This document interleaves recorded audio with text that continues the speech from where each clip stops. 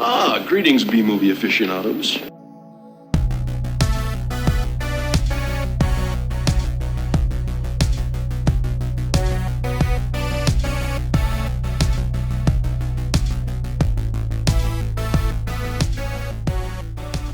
Hello, welcome to A Couple of Flicks. I'm Tristan.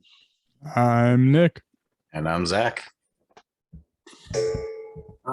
So yeah, I don't know what that sound was, but I guess that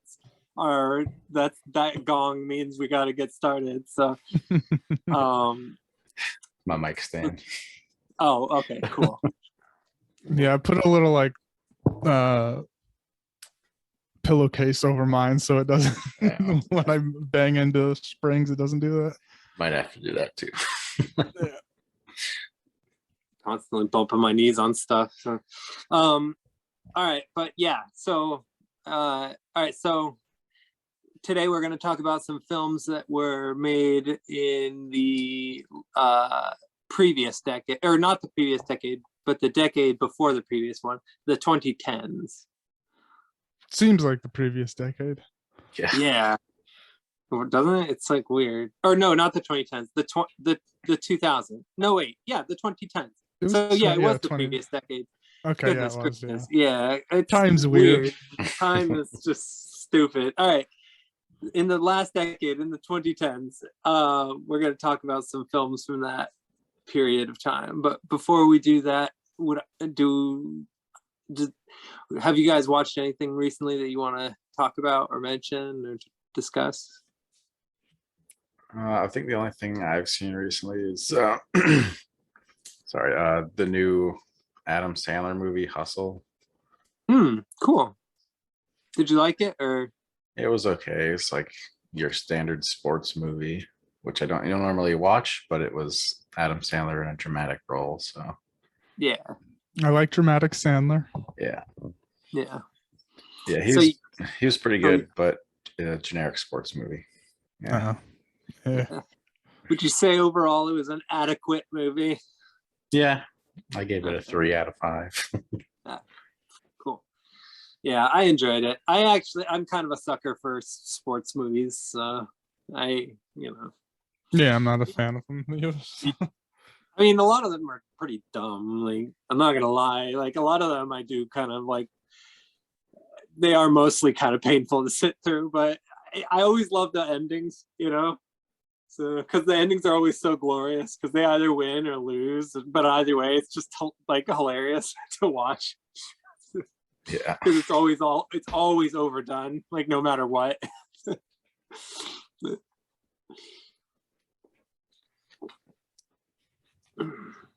I guess for me, I didn't really watch. I mean, me and Zach were talking before we started recording the Boys finale. Yeah. And you guys can say what you want about that if you want, unless like I liked the season overall.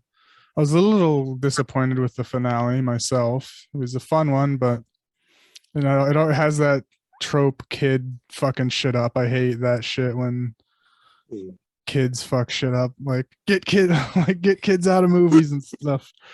Yeah. Like, have you seen The Strain?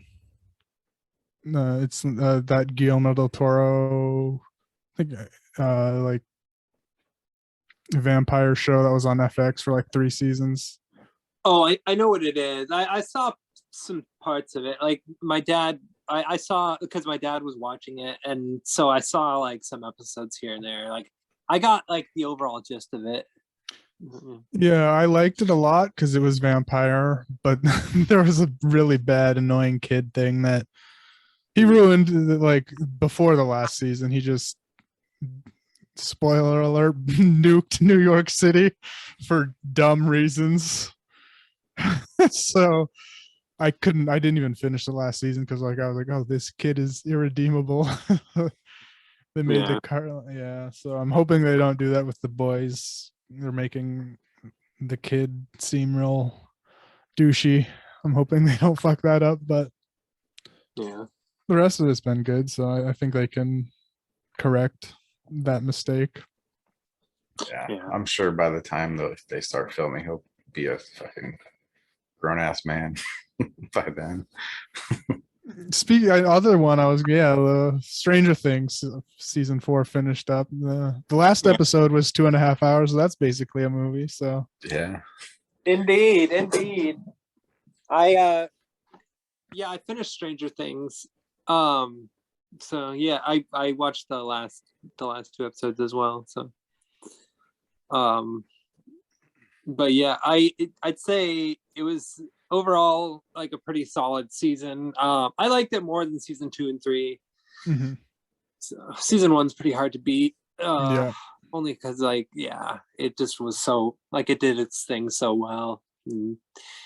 Yeah, and like 2 and 3, like I think I kind of go back and forth. I think overall I like season 3 more than I like season 2. Like I'd say season 2 it was probably overall the weakest, although there were some really awesome parts in season 2 as well. So it's like, meh. Yeah, it was interesting, but like a little slow. Yeah, I mean, overall, it's still an enjoyable series, and yeah, this season was like pretty strong. Like I think like I'm a little frustrated with the whole Hopper thing and how like they spent like literally the whole season breaking him out of a prison, only for them to like go back to the prison. Like, yeah, spoilers. Sorry, that was silly. Yeah. That was a little bit of a bummer, and then, but like overall, like there wasn't a lot that bothered me about it. Like, I loved this season. Yeah, I think it beats season 1 for me. Yeah, it was definitely a lot. It was a lot more emotional than season 1. And season 1 was pretty emotional, but this was like there were a lot of moments that were like, where you can really kind of feel the characters' journeys. Pretty emotional. Mm-hmm. I liked the long episodes. They just let them go. They didn't, weren't confined to the 1 hour episodes. Yeah, I guess like the Netflix just let the Duffer Brothers do, just write a story out for an episode, and however long it took, they let it go.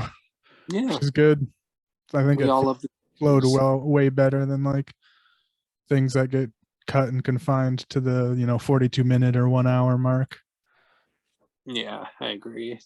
I also love how like it shows how like a role-playing game can be such a social sort of like these characters can develop a lot of like closeness through these role-playing games where they play different characters and go on these different adventures together and stuff, like because like people always criticize that stuff, but this movie really kind of like gets at the soul of that sort of thing. What makes stuff like D&D so fun for people. And yeah, like, don't listen to Mazes and Monsters.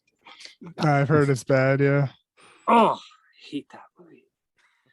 That's still one of the worst. Oh, did we watch that one? That's one we watched. Okay, yeah. Tom Hanks one. Yeah, you hated it so much that you forgot you even saw it. I forget a lot of the movies we've watched, honestly. Yeah. That one was like traumatic. Tom Hanks getting like all messed up because of D&D. Yeah, I remember the Jason Statham one. Yeah. I chose it for Halloween, I think. Yeah. Okay. But it barely had anything to do with Halloween. Like it was like one Halloween party. I was so bummed. Okay, I kind of remember that. Yeah. Yeah, hate that. I watched a lot of bleak crap. I watched the most recent Gaspar Noé films.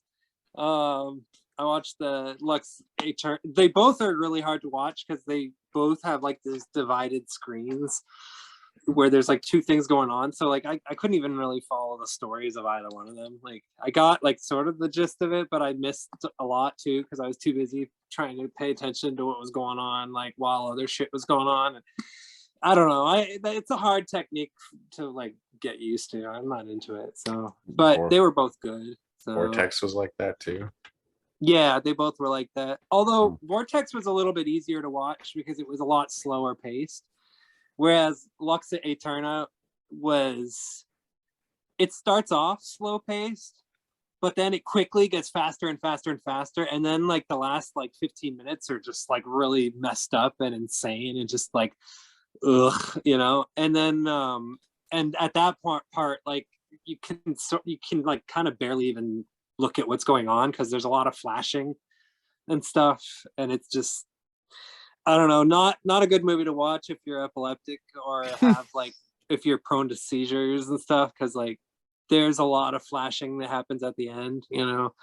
But it was like well made, you know, like I could follow the story for the most part until it kind of went off the rails, you know. But I got the basic gist of it, you know. But it was like 50 minutes long though, so like No, that's good.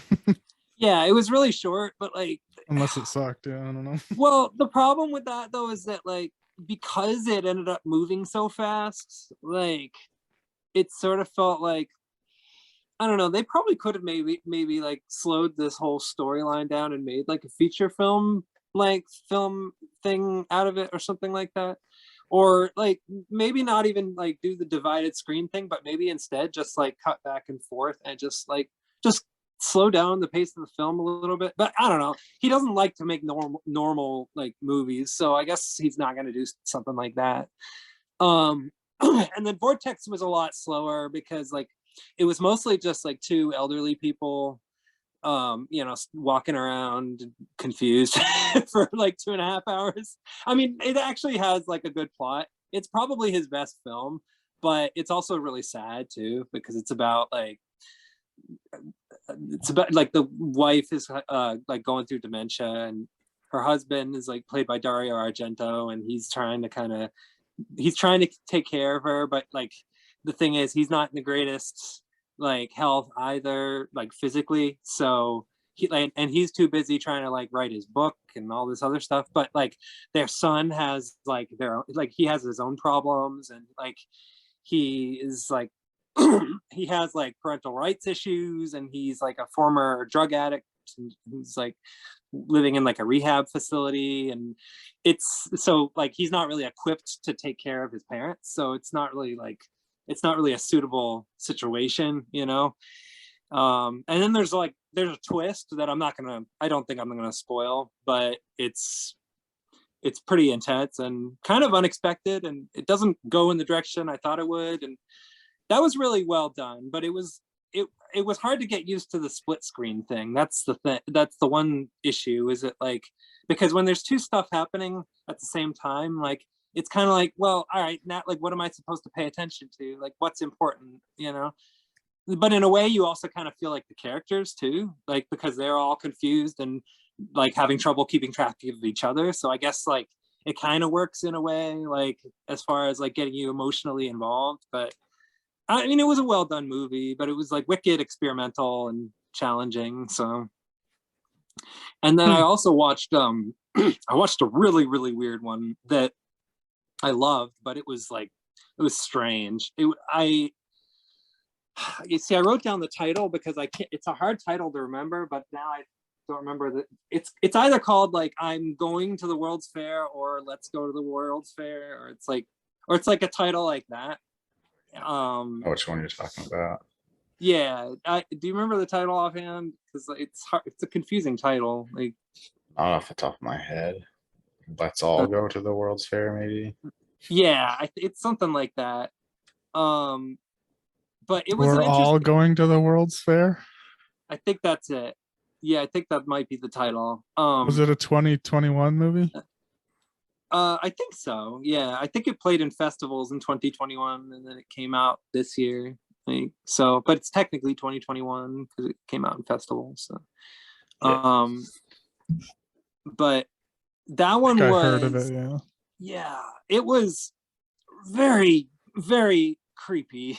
Like, because, and what's strange about it is that like I'm not even like sure exactly what was real and what wasn't, because like a lot of it you can tell is supposed to sort of be fake. It's supposed to be fake, but then there's like, but I don't know. It's a confusing, weird little movie. Like most of it is literally just like a young girl at a computer screen, and you're not even really like looking at what she's looking at on the screen. You're mostly just staring at her face and like her reactions, and she's getting involved in like this really like odd like internet creepy urban legend role playing like game thing where she's like watching some video that's supposed to like that, and then like keeping track of like her like whether she's experiencing any sort of abnormalities or so. It's really bizarre, and so like you kind of like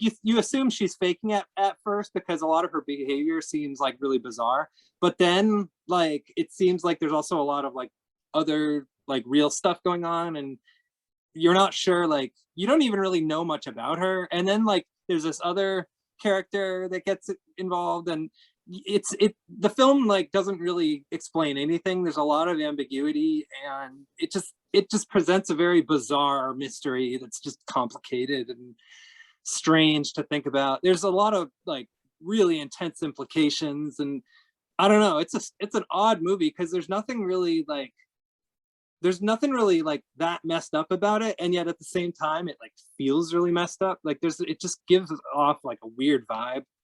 But I really loved it though, because it was wicked well done, and the acting was incredible. And like I don't even know how old the main actor in it or actress is in it, but like she does a great job though. Like apparently it's her first movie, so, and now she's in like another movie or coming up, like I don't even know what it's called, but I was reading about it. But yeah, like that it was a well done movie though. I liked it. It was really interesting. Yeah, I want to check that one out for sure. But anyway, so I think I can't think of anything else other than Stranger Things. I don't really want to keep talking about that. So yeah, let's discuss these films here that we chose, and let's start with yours, Zach. This one's a curiosity. Speaking of odd films, Yeah, I chose Birdemic, Shock and Terror. I forgot about the subtitle. Yeah. Yeah, this one's pretty notorious for being pretty bad. So Okay. I definitely wanted to check it out. It's also on the worst 100. So it's one I wanted to see for a while. I can't believe it. The movie? Yeah, like yeah. well, all right, I'm sorry, keep going. I just couldn't help but react for a moment because I just wanted I wanted to quote my Letterboxd review. I said I knew it was going to be bad, but holy shit. Yeah. Oh yeah. Yeah, this one was definitely down there. It's probably the worst movie I've ever seen. Oh, nice. That's saying something then. Yeah, it was. Ooh, I mean, it was pretty incredible. Like, because like I could tell that it was actually trying to sort of say something sincere. Although now I'm confused because like I looked up the director, and apparently he actually was only just trying to make a disaster movie, like a fun, entertaining disaster movie. And he says he didn't have political intentions, like he didn't have a message. But that's really confusing though, because like this movie kind of has mixed messages in a way, like, and it seems like it has a message, but yeah, I read somewhere that like the message changed after he saw An Inconvenient Truth. Okay. Yeah, that explains a lot. All right. Yeah, And the characters go and see that too. Okay. All right, so that was one of my questions, because they all right, so they went to the theater, right? And like they're coming out and they're chit-chatting, and you don't hear what they're talking about. And then one of them says, "Man, that was a good movie, An Inconvenient Truth." But he didn't say whether that was like it wasn't clear to me whether they were talking about the movie they just saw, or I think they were. Oh, yeah, okay. they were. All right. That's what I got. I was like, Okay, all right. Because Yeah. I thought that they were talking about the movie they just saw, and then they were reminded of An Inconvenient Truth, and then started talking about that. Because nobody just said, like, when I saw Godzilla, King of the Monsters in the theaters, I didn't come out of the theater and say, man, that was a good movie, Godzilla, King of the Monsters. Like, it's just not something somebody would like say about a film they just saw. So it was like, Yeah. that threw me off. Like, And, there was a like, lot of things that threw me off. also, like, why was that movie still in theaters for? Like, did this take place in? Because this was a 2010 film, and like Inconvenient Truth Yeah. came out way earlier, right? 2006. Yeah. So, unless this movie took place in Yeah. 2006, like We had to watch it in high school. that was a long run for that. Yeah, and who goes on a double date to see An Inconvenient Truth? That's like the Or worst. just a date at all to see that one. Yeah. Yeah. Yeah. That's not good. I'd rather see Basic Instinct on a date than An Inconvenient Truth. Ugh. I'd rather see this movie. Yeah. Yeah. Actually, Yeah, that's one thing I would agree on. Yeah. So I was excited to see, and then unlike Miami Connection, it lived up, I'd say, to Oh, good. I'm my glad. expectations. Yeah. Yeah, like Yeah. shitty movie, but definitely you could have a good time with it. Mm-hmm. Yeah, I'm Good glad. watch. Like, Yeah. it was definitely a curiosity. It's like it was like the sound was so ballistic. Like, and I Yeah. thought like It's No like- one was mic'd. It's like Things level audio. I was gonna say, yeah, I was that's exactly what I was gonna say. Like, and I thought Things was terrible. Like, and Wicked World, like this is extraordinary. Like, the characters talk and there's like hissing. There's like Mhm. times where the hissing is louder than the actual voices. Yeah, you need to watch this subtitled. I think there was just some Yeah. scenes I could not. I wouldn't have known what they were saying if I watched everything subtitled, and like, Yeah. oh, this one needs to be subtitled. You can't, like, I would have never heard what she or they or anyone said in this. Yeah. Yeah, it was either the hissing or the annoying fucking bird noises. Oh, those were awful. Yep, stock bird noises. Yeah, just repeated. Seagulls too, not eagles. Yeah. Oh God, it was like an ear sore. It was an ear sore. It was an eyesore. I mean, it wasn't an eyesore on the level of like Urban Menace, only because like you could see the facial features a little bit better on these Yeah, people. it was like- it wasn't much better than that, but it was like pretty close. Go on. Yeah, it was like mini DV, filmed on mini DV or something, probably. That's what it seemed like. I didn't think it was a 2010 made movie. No. Doesn't look like one. Like it looks like the stuff we filmed in videography class. Yeah. Actually, I'd say it looked even worse. Like, I'd say the effects we had, the visual effects we used were better than the visual effects in this movie. Yeah. And one thing I'll say about the sound too that I noticed is that like when they would just cut the sound completely when they weren't talking. Like they were in like a crowded diner where there was just ambient noise. They would just cut the sound completely, turn it back on with just a bunch of ambient noise and then talking and then keep cutting it out. It was hilarious. Yeah. Or put a line over someone that wasn't talking. Like especially with the kids. Oh, right. Yeah, those fucking kids. Kids just sitting in the back of the car. He's like, my arm hurts. And he wasn't even moving his mouth, just sitting there. That's awful. Awful. Like, all of it was awful. The sound quality.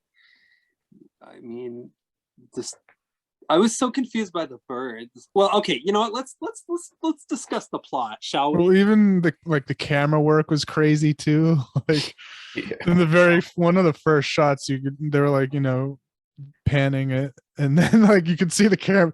They're definitely just on a regular ass tripod, and he went over a little bit too much, corrected, Yeah. and kept following, and this happened all throughout. Yeah, it was like the camera work was really like it felt almost like almost automatic. Like it like almost like it was like what do you call it? Like activated. Like you go by like a certain spot and the camera turns on or something like that. They have that now. I don't know if they would have had that technology in 2010 though. Yeah, maybe not. I don't know. It's hard to say, but that's what it kind of felt like. Because I don't know. It didn't feel like it. Just felt like the camera work. Just I don't know. It felt very placed. You know. Yeah. Oh yeah. All right. The plot summary kind of goes through it fast, thankfully. Oh, okay, good. So yeah, that's a relief. I mean, yeah. I mean, most of the movie's just taken up by small talk, so the plot's 10 minutes long, maybe. I don't think there was any talk of like the bird shit until like 45 minutes in, an hour maybe. Yep. Well, that was another thing, is that it wasn't all the birds that were attacking. It was just some of them. So. Eagles is what they were saying. Let's read this, I guess. Rod is a young software salesman living a successful life in Silicon Valley. He meets up with old classmate and aspiring fashion model Natalie and begins dating her. Oh yeah, that was fast. Yeah, and it's like, yeah, I'll just keep reading the sentence first. Things go well for the couple, with Rod receiving a large bonus that he uses to start his own business, while Natalie is chosen as a Victoria's Secret model. And like both of those situations was like blown out of proportion. Like they're astronomically lucky. Yeah, he's like, I just made $1 billion sale or whatever. That was hilarious. Like when they're like in the meeting room or whatever, and like they all like the guy like tells them, "Oh, like we just got an advance or promotion or whatever, or like an advancement or some I forget what he says exactly." And they all start kind of partying it up and like swirling around and dancing and like hollering and stuff, like they just won like a football game or something. It's so ridiculous. Yeah, and they kept cutting back to like 2 people at a time clapping. Yeah, like the clapping noise would start over again every shot. B-roll footage. They just kept all the B-roll footage in, I think. Probably. Yeah. And they were all awkwardly shaking hands with everybody afterwards. Yeah. Yeah, there were a lot of like clumsy sort of there were a lot of clumsy choreography moments where the characters sort of behaved really stiff, which actually is kind of appropriate to the like the computer graphics that appear later in the movie, which look really stiff, you know, but we'll get to that. As they grow closer, the couple remains oblivious to signs of something going wrong around them, such as unexplained wildfires and the carcasses of diseased birds turning up on beaches. I think that was the first time you see one up close. No, they were walking by. And there's some weird ass birds floating. Yeah. Yeah, which that scene kind of reminded me of the opening scenes of Miracle Mile a little bit, where the 2 main characters are walking around the science museum admiring the exhibits and stuff, and the narration is going over and they like walk by a waterfall and it's all romantic. It kind of reminded me of that, only it looked like a lot cheaper. Yeah. And yeah, there were a little digital flock of like barely rendered graphic design superimposed free, like you could, this was all probably like free stock images they got off of whatever shitty editing program they're using. Like I've seen bowling animations that look better than that. Yeah. This is like Super Nintendo. Like it reminded me of like, you know, enemies from Donkey Kong Country from the Super Nintendo. Like, yeah. Like the visual effects in this movie made the visual effects in the Langoliers look like the visual effects in Jurassic Park. Like, it was ridiculous. Did we do Langoliers?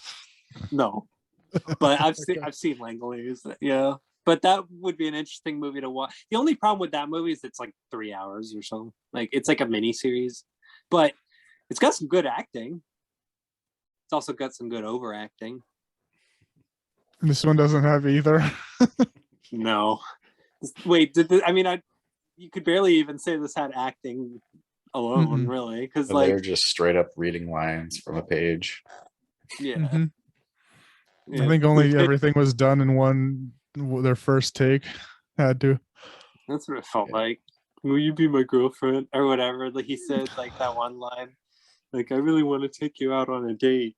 Or I don't remember what he said, but it was something like along those lines.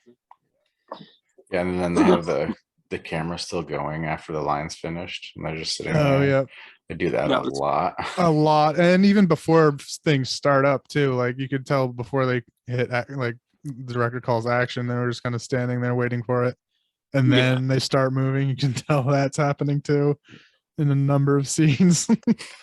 Pretty much. Yeah, the editing itself was just like super trash. Like Oh yeah. a lot of the like that stuff that could have been cut out, and then a bunch of shitty transitions. Yeah, it was a mess. It was just, I don't know. Some of it seemed accidental. Some of it seemed sort of like there were a couple moments where like you could tell that they hadn't cut early enough for the next shot to like there were like little quick brief little moments where you could sort of see like a flash of another shot or another scene that never took place or something. Mhm. It I just, noticed that with when she went to go talk to her mother about Yeah.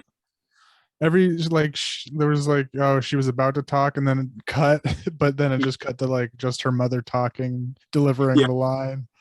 I saw that, yeah. And then there was like another shot where like later on in the movie where the guy like later on when they run into that survivalist dude where like they're or shortly before that where they're talking to that one dude like after the beach scene and it cuts to like a low angle shot. It's kind of like further distance and that and it like that's the shot and then it like quickly like within like a second cuts to like a much closer shot of him. Yep. And I'm like I know what you're talking What- about. Like, yeah, it's like what are you doing? Like that shot was actually better. Like why did you use this shot? You know, like I kind of like the one that you cut out more. Like what are you doing? Like that was the biggest problem with this movie. I had to keep rewinding it because like the technical issues were distracting me from the story. mhm. And what was even funny about that was there was barely even any story. Like I kept on missing why they were leaving because I was so distracted by like the weird like graphics. Yeah, I can't call it CGI. Like they were never in the same one spot for very long either. Once things started happening, yeah, it's just like okay. they moved around really quickly and they kept on doing really stupid things too. Like what was with people like leaving their windows down? Well, that's what I was questioning. Yeah. Well, okay. Anyway, but we haven't even gotten to the bird stuff yet. Anyway, go on. After having a romantic time and kissing in a motel, Rod and Natalie wake up to find that their town is under attack from eagles and vultures. Yeah, that scene was funny too because it like That was- panned all the way down and one of I couldn't tell whose feet, but they were nasty dirty. I was like, oh, that was so fucking gross. That was hilarious. But like when it showed like the landscape and then it faded like and then the landscape was under attack like it was glorious. That was a glorious little moment, you know, like no build up whatsoever, just suddenly bird apocalypse or birdemic. Yeah. Where the birds are attacking everybody, which honestly would actually be really terrifying if it did happen. the problem is that it's really hard to make a good movie out of that. Like, you know, Alfred Hitchcock did it, and then nobody else seems to be able to. So, Yeah. Has anyone This- really tried besides this? there was somebody that made The Birds 2, Land's End. That was a piece of garbage. Oh, there's Like, one that with. was a serious piece of garbage. Oh yeah. I know there's another B movie called Caw with like Oh. crows. That could be Nice. good. I don't think it is, but Birds Just- scare the hell out of me. So yeah, just from the cover, it's probably bad. yeah. Well, this one was definitely not good at all. No.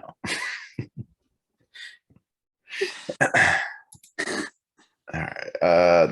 The birds spit acid and explode into flames upon striking the ground, having become mutated and toxic due to global warming. Hmm. Yeah, which, you know, that was like, I love when a movie can have a really creepy buildup. Like, I like buildups to like apocalyptic situations. Like those make apocalypse movies so much scarier when you are like watching and there's a buildup to what happens. Like that can be so terrifying. And this movie, like, yes, like in the doesn't movie even- we'll be talking about next, right? Mm. Oh goodness. Well, yeah, that's going to be interesting. But yeah, I like when that kind of I like that kind of stuff. But this film just it really doesn't try very hard. Like it has like a couple news bits where they're like where it's on TV in the background, like people are talking about like irregular weather patterns, and there's discussions of it. There's a lot of discussions of it. They go to There's the just- movies. They see There's the just documentary. discussions of global warming, though. No birds attack. No, just global warming. Yeah, there's like a lot of talk about global warming, but then the birds attack coincidentally because of global warming. And I like the sound effects for the birds attacking or dive bombing. It was literal planes, Yeah. plane sound effect and explosions. Yeah. Now, look, let's talk about those birds for a minute here, because All right. they looked very, very, very stiff. Like, and when I mean stiff, I mean like they barely moved. Like they were like bird scarecrows. At first, I was confused as to whether or not like they were like bird statues, but like they seemed too stiff to even be statues, which is saying a lot. Like because like it was almost like they could move, but every part they moved was they couldn't move at all, other than like move it back and forth. So I couldn't figure out how they could be threatening. Like With our there were- imagination, I think is all. I guess so. Like it didn't show that their beaks. It didn't show like when they were firebombing and all that stuff. It didn't show like any like details about how they can even do that. It was just so bizarre and inexplicable and weird looking. And when it was happening, like it was so distracting and strange that I couldn't even like pay attention to what the humans were doing, and I had to rewind and go back and watch again to figure out. And what the humans were doing was even weirder because they had like clothes hangers, and they were kind of like That was hilarious. at first they were kind of like swatting, but then they were kind of like they weren't really swatting. They were kind of just sort of swatting in rhythm, like almost like a dance. You know, and it was just sort of bizarre. Like they were just dancing around with coat hangers, and I don't know. It just looked weird. I just wasn't into it. I laughed I so don't know hard. what Yeah, this movie that was going for during that first scene. attack, they just Yeah. grabbed coat hangers to defend themselves. Yeah, Like literally. Wow. Yeah. It was interesting, but it was I don't know. It's hard to wrap my head around. I just. And they didn't really explain the birds dive bombing and exploding either. They just showed that in the background and then Yeah, which I was surprised they didn't do more of. Like, Because you'd think if these birds wanted to kill everybody, they would just do it that way, because that seemed to be effective. But instead, they just kind of like bloop, bloop, bloop, bloop, bloop, bloop, occasionally killing people here and there. Like ripping their throats, I guess, that we Yeah. never see happen. yeah, I couldn't figure out like how that happened or why. Like I don't know. It was just weird. Just weird. Oh. Yeah. Oh yeah. All right. Rod and Natalie escape from the motel by joining up with an ex-Marine named Ramsey and his girlfriend Becky. As they leave town, they rescue 2 young children, Susan and Tony, whose parents have been killed by the birds. Yeah. The group proceeds to drive from one town to the next, fending off more bird attacks along the way, and briefly meeting a scientist named Dr. Jones studying the phenomenon. Oh yeah. Okay, so And then he gives the whole global warming spiel. I'm like, yeah. oh no. And also like he invited them to his like cabin at, like or something, didn't he? I think so. No, that was the other guy, the tree hugger okay. guy. The Okay. hippie one? Oh yeah. Oh, No, I don't okay. think he did. Yeah, I think he wanted nothing to do with them. Oh, that's it. The Okay. doctor, yeah. Yeah, because All right, I was confused. I think the group wanted the doctor to come with them, but he's Oh, like, that was no. humans Yeah. deserve to die. The Yeah, birds. we deserved this. Mm. I mean, if that did happen, it would be so unexpected. That's the thing. Like nobody would expect the birds to attack us. Yeah, like The Happening. Oh man, Trees attacking us. that would be nuts.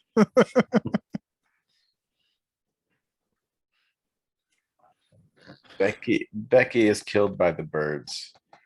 Ramsey tries to save a busload of tourists. Oh yeah, They're just skipping Okay, over this- shit. Yeah, they're Yeah. just going hard through. All right, yeah. Which is Yeah, clearly just a tourist attraction bust. Oh, and Becky being killed by the birds because she was taking a shit. Oh yeah. that made me laugh. Yeah. Where's I Becky? love that. Taking a shit. Yeah. Yeah, and like right when she squatted down, grabbed the toilet paper, bird just dive bombed her face. Hilarious. But what a way to go. So undignified. Hell yes. Yeah, love I had it. to rewind that scene too because I was confused what happened. Like, because I couldn't tell how she died. Like, I knew it was something weird like that, but I was like, wait, what? What? No, what? Like, it's the death scenes in this movie were just confusing. Yeah. What's this director's name? James James Gunn. Wynn. James Wynn. I think that's how you pronounce that. Okay, well, huh. Okay. Yeah, I don't know. I'd say that he needs to work on his death scenes. He needs a lot of work. Yeah.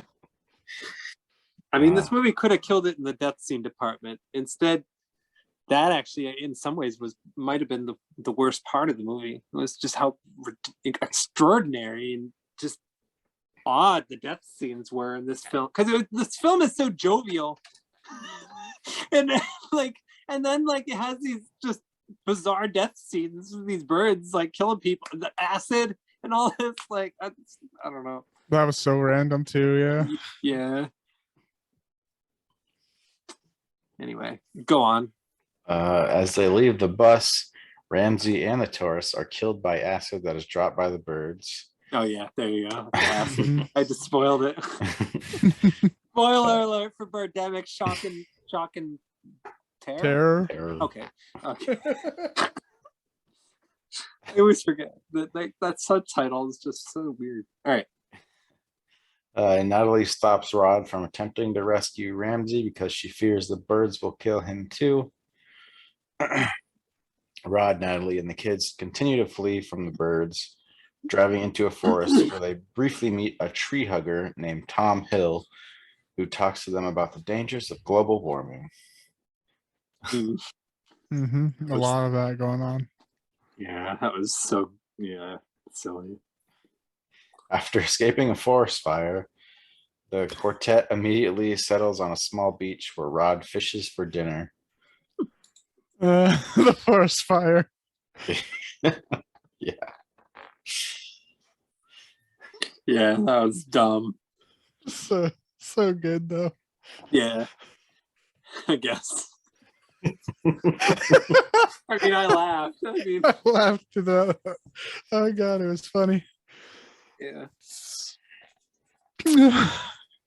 I mean, yeah, Explaining it is that it was just pixel, like I don't know, superimposed tiny little candlelight. I don't like tiny fires just sprinkled through. It's hard mean, to yeah. explain They look- visually, but it was bad. Yeah, it looked like if something caught on fire in like an old computer game. Mhm. Yeah, That's how it pretty looked. much. Like an old computer game. Yeah.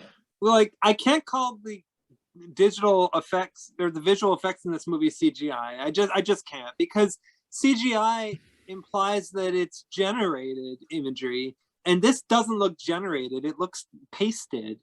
Like Clip art. Yeah, this is like all clip like art. stock footage from a free software that they were obviously using. Yeah, it's like Surprised they there's borrowed. no watermarks or anything. Right.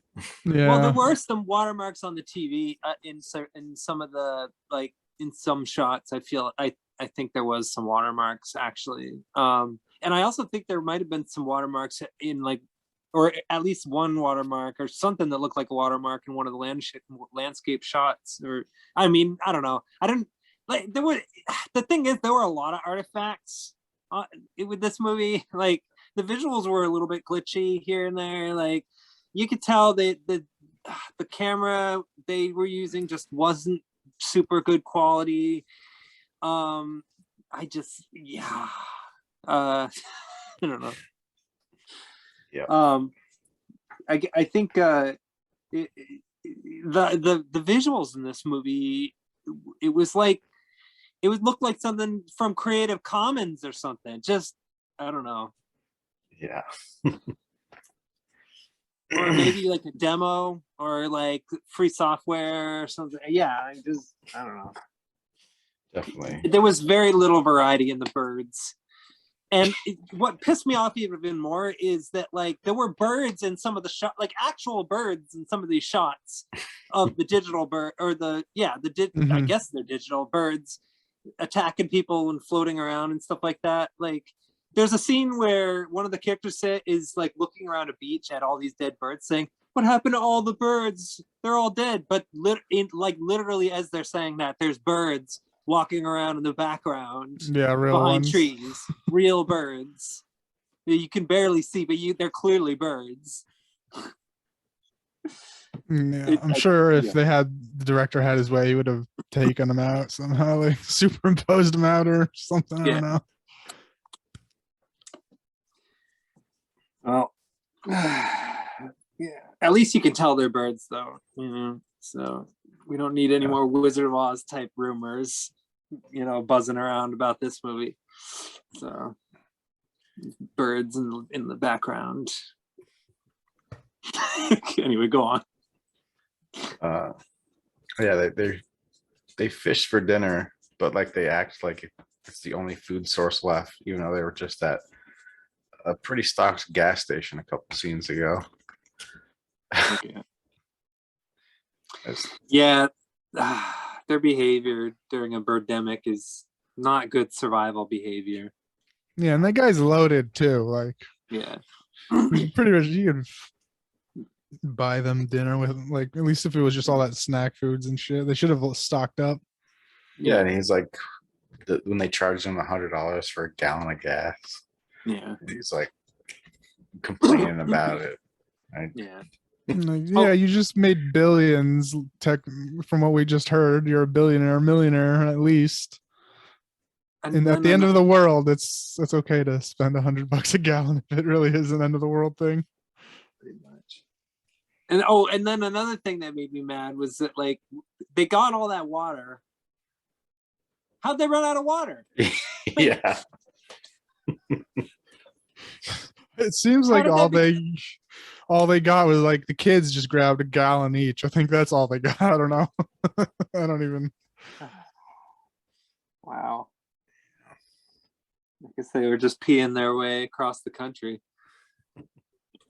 Across California, really. I think they just went up, like kept driving north up to the redwoods. That's where did they end there? Or I know they were there Maybe. at least with the tree hugger. Visit filming sites from Birdemic. It's 3 hours away from me. Yeah. You're not Nice. driving 3 hours away from Birdemic. I'm not, unless I got nothing else to do. Yeah, you got to be pretty damn bored, I think. Yeah, I did look it up. I'm like, is this close? Not close enough. You can take pictures. Hey, look, I'm at the filming site of Birdemic. Yeah, go to the Half Moon Bay bus. Yeah. Is that a There you real go. spot? Yeah. Okay. I went to the filming location of Field of Dreams in Iowa. That was fun. Nice.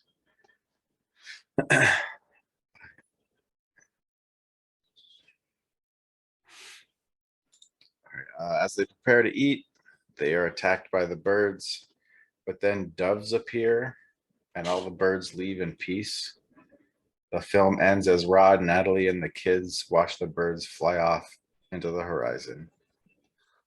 Except they don't really fly off. They just kind of get frozen against the landscape or the I know, sunscape. yeah. That's But, when the oh well. credits were rolling. Yeah, it kind of looked really awful. Like he Yeah, could the have at birds least were flying but weren't, getting smaller at all. no, they were just frozen on the screen with their wings flapping kind of every once in a while. What were the wings doing? They're like Who knows? swatting. I don't know. It was confusing. This was a confusing movie. I don't know. Share your thoughts. It was horrible. But I would have a good time watching it with a group of people. Yeah. It was bad, but in the good way. Like I feel it's one of those ones that you want to watch for your shits and giggles. Yeah, I did not like it at all, and I would definitely prefer to watch this with other people. It's definitely like a shared misery must, I would say. Yeah. Definitely one that people have to watch with friends for sure.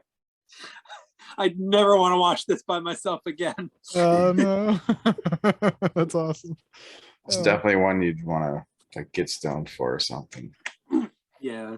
Mm-hmm. Yeah. It was a confusing mess of a movie. The biggest one I could give a movie. Oh, I gave it a half. yeah. There you go. I think that might be more fair in a way. I'd give it like a 2. Yeah. Oh, okay, cool. All right. Because I do think it's a fun movie to watch for if you want to watch a bad movie. Yeah. There's worse choices. Oh, definitely.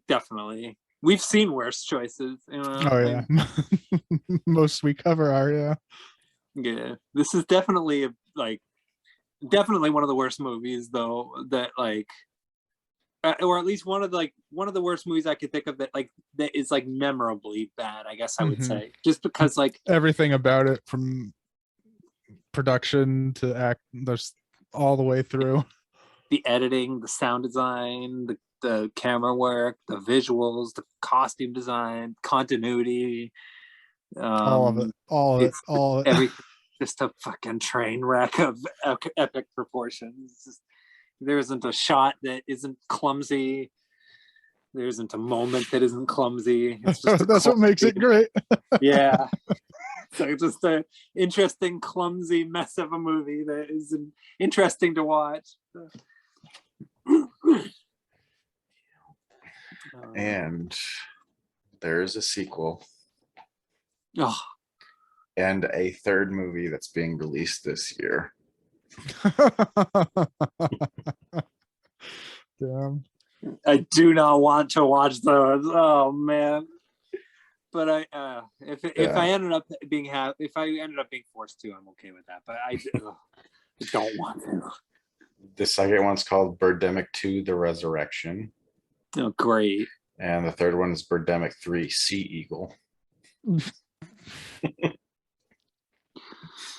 I mean, usually if a movie has the word resurrection in the title, that's often a bad sign. Like, although I don't know, some would argue that Matrix Resurrection wasn't bad, but yeah. I mean, I don't know. I'd have to drag my feet on the rug for that one, I think. Yeah. Anyway, I guess maybe we should just move on now, because this discussion of Birdemic is just becoming increasingly awkward. You know, so the movie was very awkward, and I don't know. Anyway, so I guess we'll talk about my movie now. Yeah. All right, so my movie was my movie Legion. It was made in 2010, and I forget who the director was, but it stars Scott Stewart. Oh, okay, yeah. Scott Stewart is the director, and he directed something else I've seen that I don't remember. He did liking. Priest, That was it. which did I not just like watched today. Oh, did you like it? No. Oh, okay. Yeah, it came in a two. So I had Legion, and it came in a 2-pack of Legion and Priest. Oh, lucky you. Nice. So it's like, might as well. Yeah. I don't think I mean, I'm when keeping else? that one. Yeah. When else are you gonna watch both? Well, you know, spoilers for rating. I actually like Legion, I will admit. So I would say Really? that, like, yeah, personally, yeah. But we can talk about that later. It's all right. It's okay. All right. Let's dive into this one. All right. So it stars Paul Bettany, who, you know, I think we all know and love, right? Yeah, everyone knows him from being Vision in the Marvel movies. Yeah. Oh, I did not know that. Yeah. And it also, Nothing. Yeah. And then it also has Lucas Black in it. So, and you know, I never am gonna complain about a movie that has, because I mean, he's in my favorite Fast and Furious movie. So he's in Tokyo Drift. So Oh, really? Well, Tyrese, speaking of Fast and Furious, he's in this. oh yeah. So we got a Fast and Furious Tokyo Drift. Well, not Tokyo Drift. Well, okay. We have a Fast and Furious connection. And what else do we have in this movie? All right. So this movie, Legion. I don't think I need a plot summary for this one, but I think I'm gonna try to talk about it from start to finish. All right. Here we go. So the movie starts off with a girl like narrating about how like her mom, like she grew up kind of believing in God, and then there was the situation where her father died, and so her mom kind of got involved in this whole doomsday prophecy thing, where she's talking about how like one day the end is going to come, and it's going to be because it's going to be our own fault or something. I forget exactly what she said. It's repeated in the movie. I watched the movie today, Yeah. so I thought the mom was just meaning that everything's shit, not necessarily an actual prediction or anything. yeah, exactly. Which, you know, honestly, it could be. It could just be a delusional sort of thing. When you're watching it at the beginning, it's kind of like, oh, all right. So your first thought is, all right, her mom is crazy. So it's like, great. Anyway, so all right. So this movie's kind of like a sort of cross between like The Prophecy and Terminator, and maybe a little bit of like Demon Knight. Big Terminator vibes for sure. Yeah. definitely Terminator vibes. There's a little bit of Demon Knight, like Tales from the Crypt, Demon Knight, if anybody's ever seen that movie. You know, like those kinds of movies where like people are stuck in one location, you know, like Evil Dead, The Mist, stuff like that. I got big Mist vibes from it. Because that's what I was thinking of. Like, I like these apocalyptic movies that are not like necessarily post-apocalypse, but the apocalypse is happening now. I like Yeah, that. I do too. That's what you know, that's what I liked about this one. Yeah.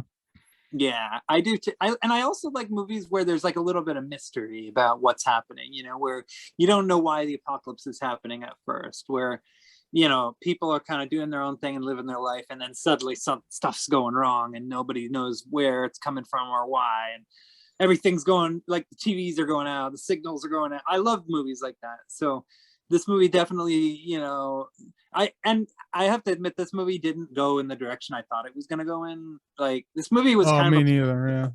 yeah, because okay, so Paul Bettany, he plays the angel known as Michael, and I guess one would sort of describe this movie as like a supernatural religious thriller, not an orthodox one, but you know, regardless, the prophecy type of with Christopher Walken type of movie, or Constantine, you know, about angels and demons. Constantine shit, yeah. Yeah. So he comes down, Angel Michael, and he, you know, he's on a mission, you know, he's going somewhere, and something happens at the beginning. I think he gets like attacked by a dog or something. I forget what happens. I think he had like a stash of, well, what happened in the very first scene was he had like a stash of guns, and then police showed up, and like one of the police gets possessed by, I guess, God. Now, yeah, spoiler that like, and then so he just murders the police and everything. yeah. That was like the first scene. I don't know if the title rolled after that or not, but yeah. Yeah, it was kind of messed up. But let's see. So yeah, so Paul Bettany shows up, and then oh, okay, so then we get introduced to Lucas Black, and he's immediately my favorite character because we get introduced to him in a trailer. He wakes up, he kind of stumbles out, he's all pissed off looking, and he's got his very unique sounding, you know, southern accent, you know. And is that his real accent? Yeah, that's the accent he has in every. He's had that accent as I thought it was fake. No, believe it or not, that's his real accent, and he sounds like that in every movie he's in. Ever as far back as Sling Blade, he was the little kid in Sling Blade that Billy Bob Thornton like becomes friends with or whatever. Like, did you ever see Sling Blade? Long time ago. Okay, yeah, he was the kid in that movie, and he was also in Friday Night Lights. And I feel like he was in something else that we've seen, that we've watched on this show, but I'm not remembering off the top of my head.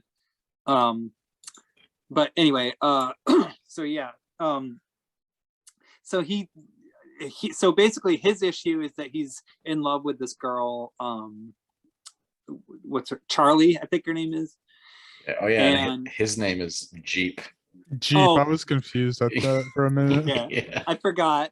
Yeah, his character's name is Jeep, which is just, oh, that's incredible. Like, we know everything we need to know about him just from seeing him crawl out of a trailer, walking around pissed off, being obsessed with this girl, and being named Jeep. We already know everything about this character that we need to know.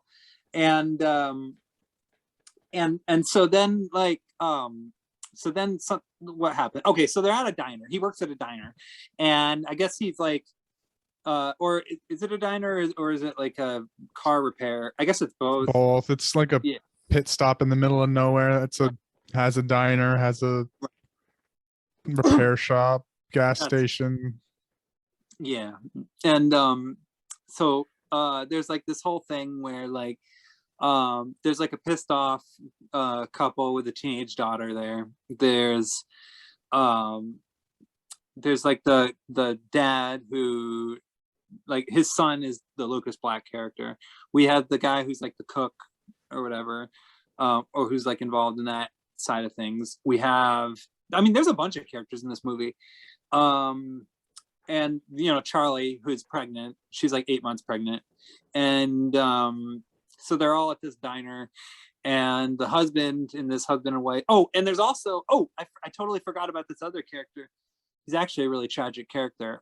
He's like this fella who shows up kind of out of nowhere, and he's lost. He's like because he's driving to a location because he's trying to he's trying to get in touch with his son, because he's trying to get like parental rights for his son back or whatever, but he's having like trouble finding like wherever he's supposed to go, like the hotel or something that he's supposed to go to.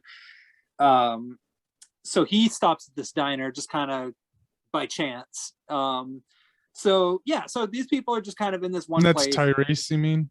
That was the Tyrese guy? Yeah, that's it. Yeah.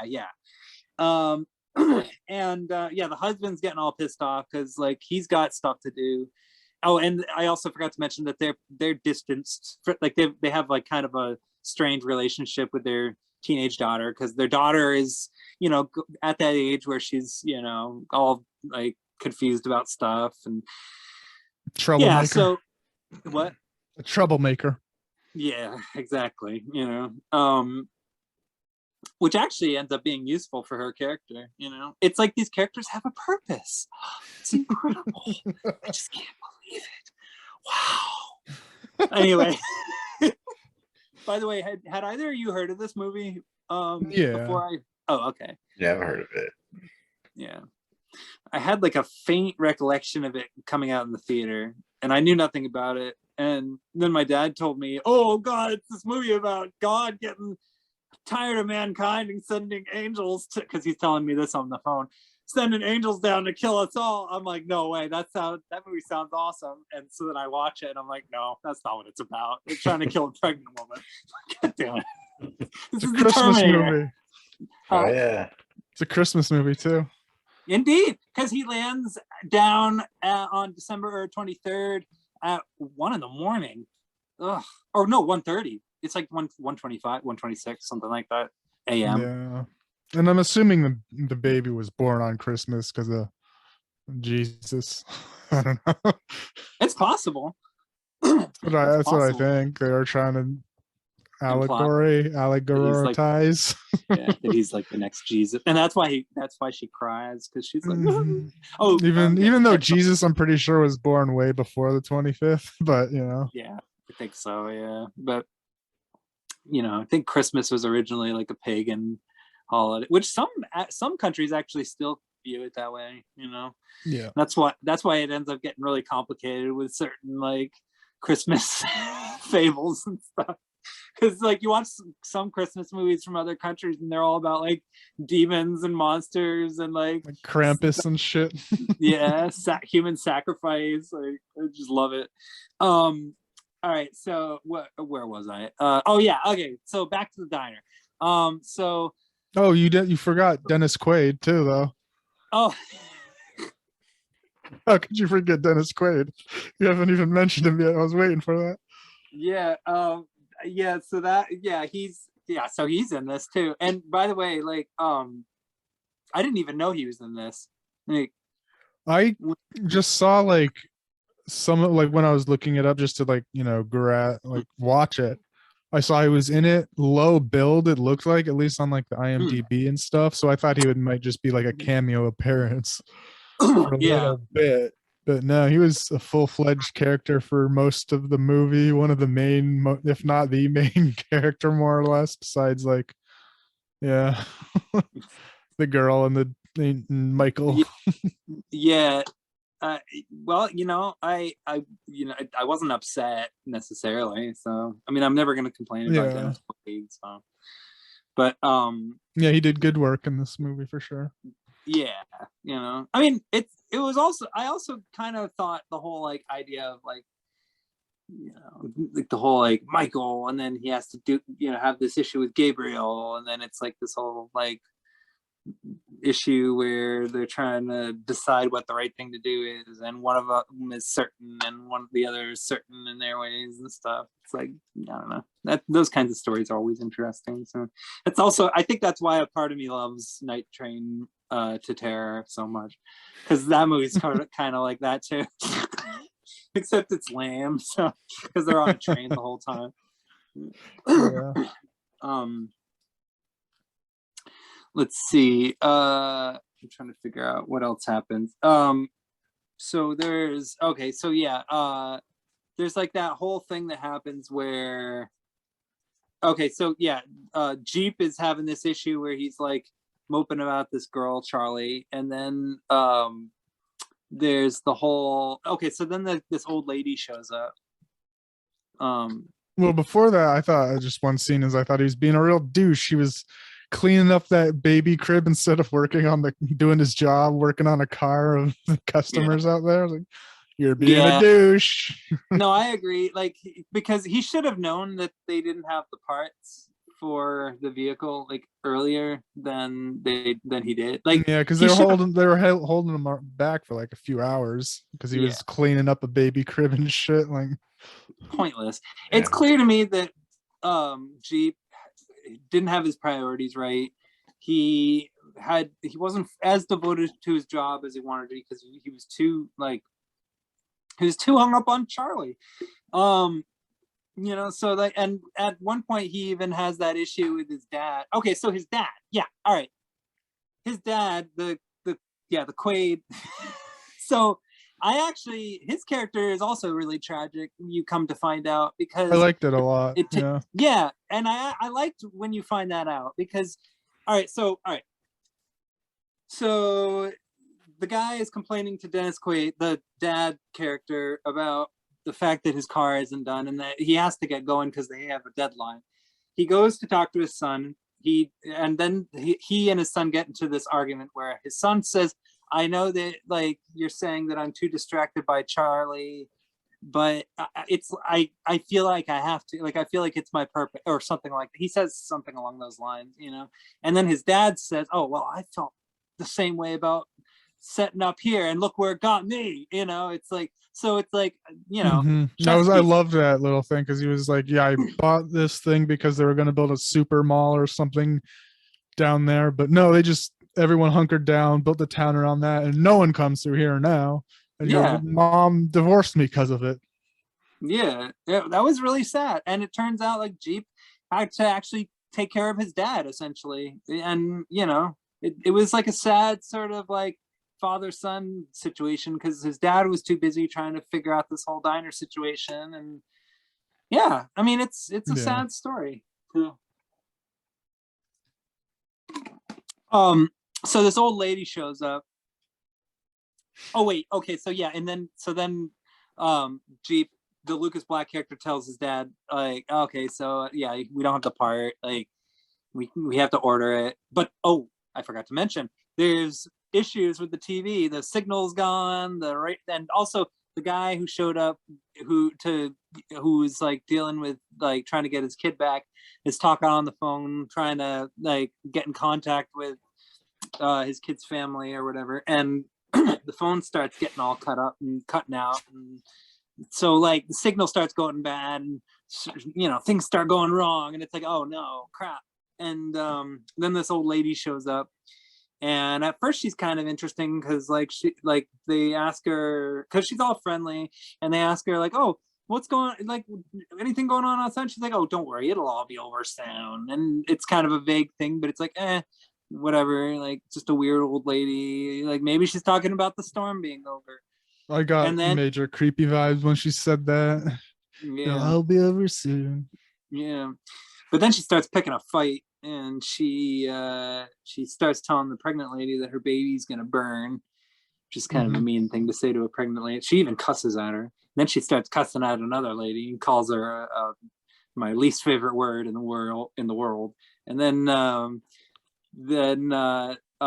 and then something ends up then the guy shows, then the husband gets pissed off at her, starts like getting all up in the granny's face, like, yo, you want to start something, old lady? You want a piece of me?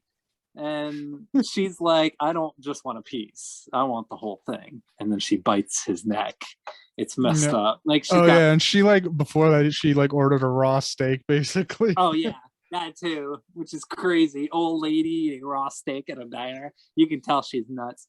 So she, so her dentures fall out. Turns out she's got sharp teeth, and she bites the guy and starts going nuts, Exorcist Linda Blair style, walking on the ceiling, doing crazy Hell stuff. yeah. Yeah. Yeah, She eventually gets. Oh yeah. this whole scene felt very Sam Raimi to me. I Hmm. laughed. I laughed. Yeah. Really funny. Like I didn't expect it to be that type of movie. Yeah, I didn't either.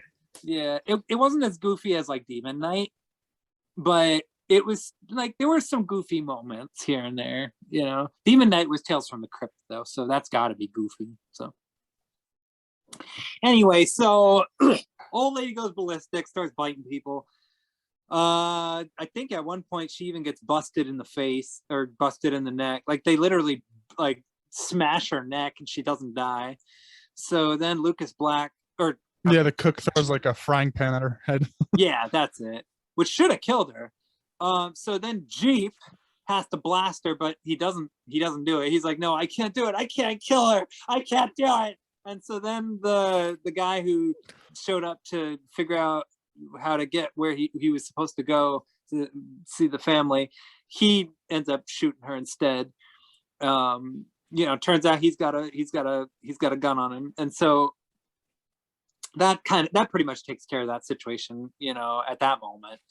So then they got to deal with the guy who's gotten bit.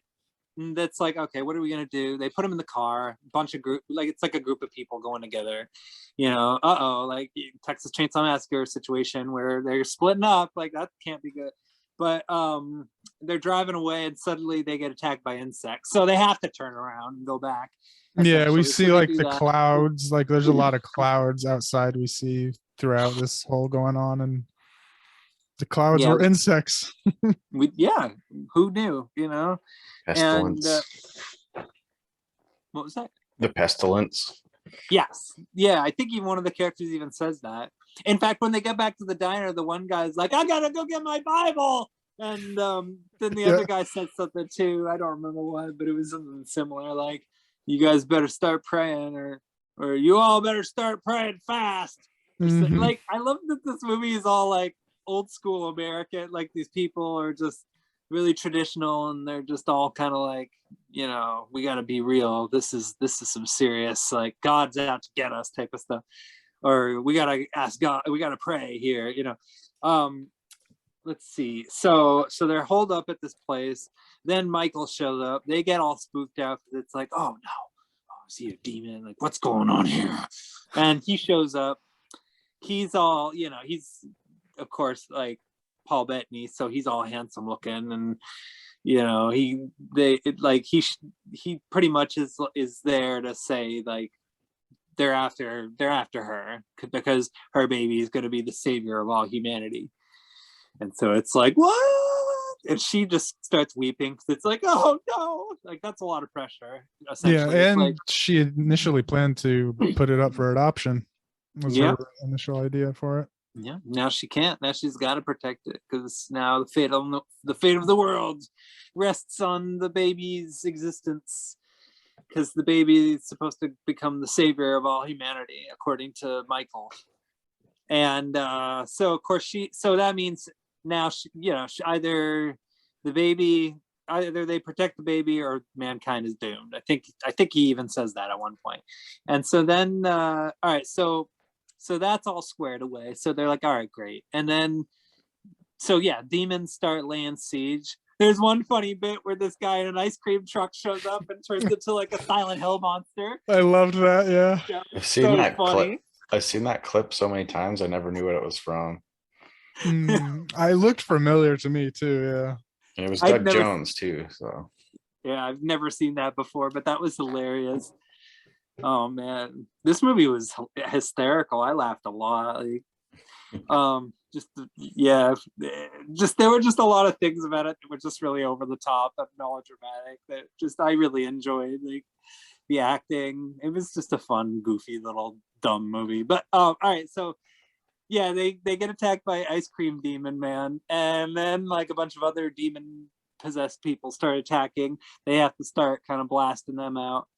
Michael and Paul Bettany ends up doing most of the work.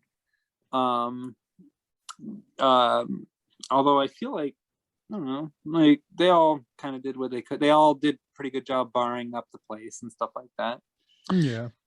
So, but then Michael's like, all right, no, but for real though, this is like the true test, because that was them trying to take down our defenses, but now they're gonna go after our weaknesses. We gotta be ready we got to be ready for that, that kind of thing. And oh, I totally forgot. Okay, in the middle of the siege, the father ends up getting pulled out of the window. So the mom has a breakdown, starts, blaming her kid for all of life's miseries. The family guy who showed up at the diner, who blasted the old lady. He tries to sort of mediate the situation a little bit, but he doesn't do a good job, because he's like, oh, you're gonna just blame your daughter for all your problems, that kind of thing, which I always love, like those kinds of silly like speeches where the lady's like, oh, I didn't do everything right, and then like the other guy like says something that's kind of like alternate to that or whatever. And so that was kind of a fun moment, because it reminded me a lot of soap operas. And then there's also sort of a moment where the Jeep character is hanging out and he's talking to Michael, and he's like, so I thought it was kind of an erotic moment, actually, because like, so I don't know, this movie was all over the place. Like, so he's hanging out and he's talking to him, and I forget exactly, he's like, so I believe in mankind, and when God chose mankind to love, I bowed down before you. And then he starts whispering to him. He's like, but then God, he said something. He said that he got disillusioned with mankind. And like lost faith in humanity. Yeah, that was it. He's like, but God lost faith in you, and that's why these demons are trying to kill the savior of humanity. And he's whispering to him like in his ear, and then he's saying, I know that you're in all this pain and you love someone who can never love you back, and all this stuff. And he's like being all like seductive, and it was like a really emotional moment. And Lucas Black with his southern accent is standing there kind of uncomfortable, but also kind of moved and watery-eyed. And I don't know, I just thought that was a really beautiful scene, But at the same time, it was really stupid, because it's like, all right, so if God lost faith in humanity, then why did he create a savior of humanity? That didn't make any sense to me. So I kind of saw the ending coming, the twist ending, which I will talk to at that point. But it just didn't make sense to me when he said God lost faith in humanity, because it's like, if God lost faith in humanity, he wouldn't have created a savior.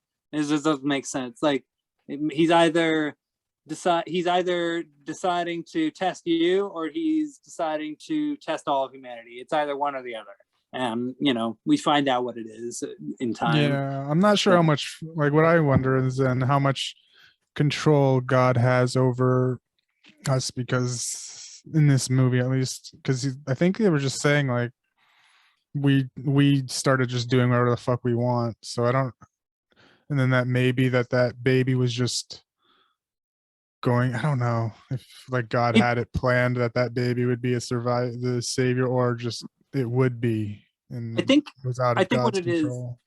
I think what it is, I think my opinion, is that it was a test for Michael. I think God had it all prearranged what would happen, essentially, but that it was Michael who had to actually sort of, I think Michael's the main character. It's his journey to essentially retain his faith and not give up. And it's kind of a confusing message in a way, because I consider it a good message, like, because you could just as easily say that it's a message about not giving up, period, because Lucas Black's character never gives up on his dreams. The father, even though his father is a total mess up who's constantly making mistakes, he's never giving up on his dreams either. And eventually the mom can't give up on her baby once she realizes that her baby has to sort of become the savior of humanity. So it all ends up being up to Michael to sort of make the final decision and make the ultimate sacrifice, which he does that right at the beginning when he loses his wings. And then eventually he ends up sort of fulfilling that sort of test. It's a test for him. That was my interpretation. And I think it was also a test for Gabriel as well, the other angel who ends up essentially failing the test, you know. Yeah. But it's kind of ambiguous what happens to him. So spoiler alert. Anyway, so let's see. So then the demons start playing mind tricks. One of the demons pretends to be the girl's father. That was actually a really scary scene. So the teenage daughter is looking out the window, sees her dad tied to a tree. He's got all these messed up pimples and sores and shit all over him, and he's screaming, and there's fire everywhere, and he's in pain, misery. So naturally, she starts busting down the barricades and the mom. This is the mom, not the daughter. The mom did this. Was it the? Oh, okay. For some reason, I thought. Oh yeah, no, you're right. It was the mom. Yeah, because the mom's the one who goes ballistic. Okay. And so she runs out the door to go and save him. And then the cook ends up running after her to go and save her. And then he explodes into this acidic substance that he ends up blocking her off and saving her. But then he ends up dying because then he collapses and his back is all melted and messed up. And you see his spine and guts and stuff. It's just so ugh. And so he's dead. And so then they put the barricade back up. They're like, okay, she's got issues. Ugh. Excuse me, sorry, I'm disgusting. And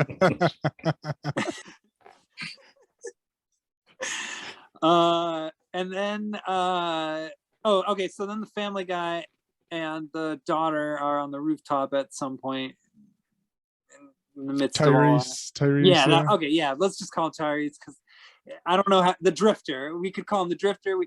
I'll just refer to him as Tyrese. So Tyrese and the teenage daughter are on the rooftop doing their thing. And then they see like a van, like a minivan, so you know what that means. And the dad of this family comes out, and the Tyrese sees the kid in the back seat, and so it's like, oh no, it's a test, dude. Don't do it. I knew this was gonna be what it was when it started. I was like, he's dead.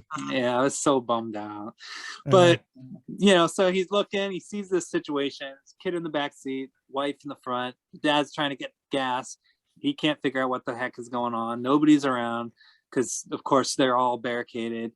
They're trying to figure it out. Demons start swarming them because of the lights on the car. The Tyrese is like, no, stop, no! And the car starts getting attacked by demons. So he's like, oh, gotta go. I think the dad even gets killed. So he runs down to go save them. I think he saves the kid. But then it turns out the kid is a demon who ends up, you know, doing what demons do. And fooled you. Yeah, which was, you know, that was a pretty dirty trick too. You know, it's like and the daughter, she manages to get her way back in, kind of in the midst of that. Yeah, she also jumps down to try and save Tyrese. Yeah, and she almost succeeds, but not quite. You know, but it was pretty valiant of her.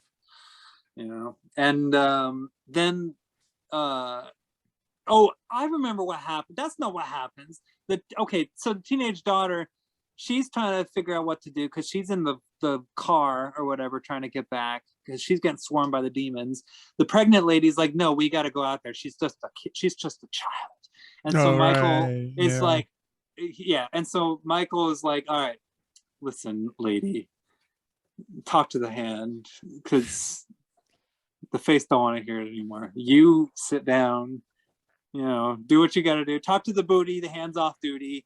Let me go take care of the demons. You sit down, relax, get comfy. You're pregnant, remember, and you're not supposed to take risks. He's really condescending. You know, he's typical kind of like, oh, I'm going to go and take care of the demons for you. And then he does that. So I guess it's like, oh yeah, I forgot. It's the Terminator situation. You know, I'm applying stupid, you know, standards to an angel. And then, so then what happened? Oh yeah. And so then, so the characters are getting picked off.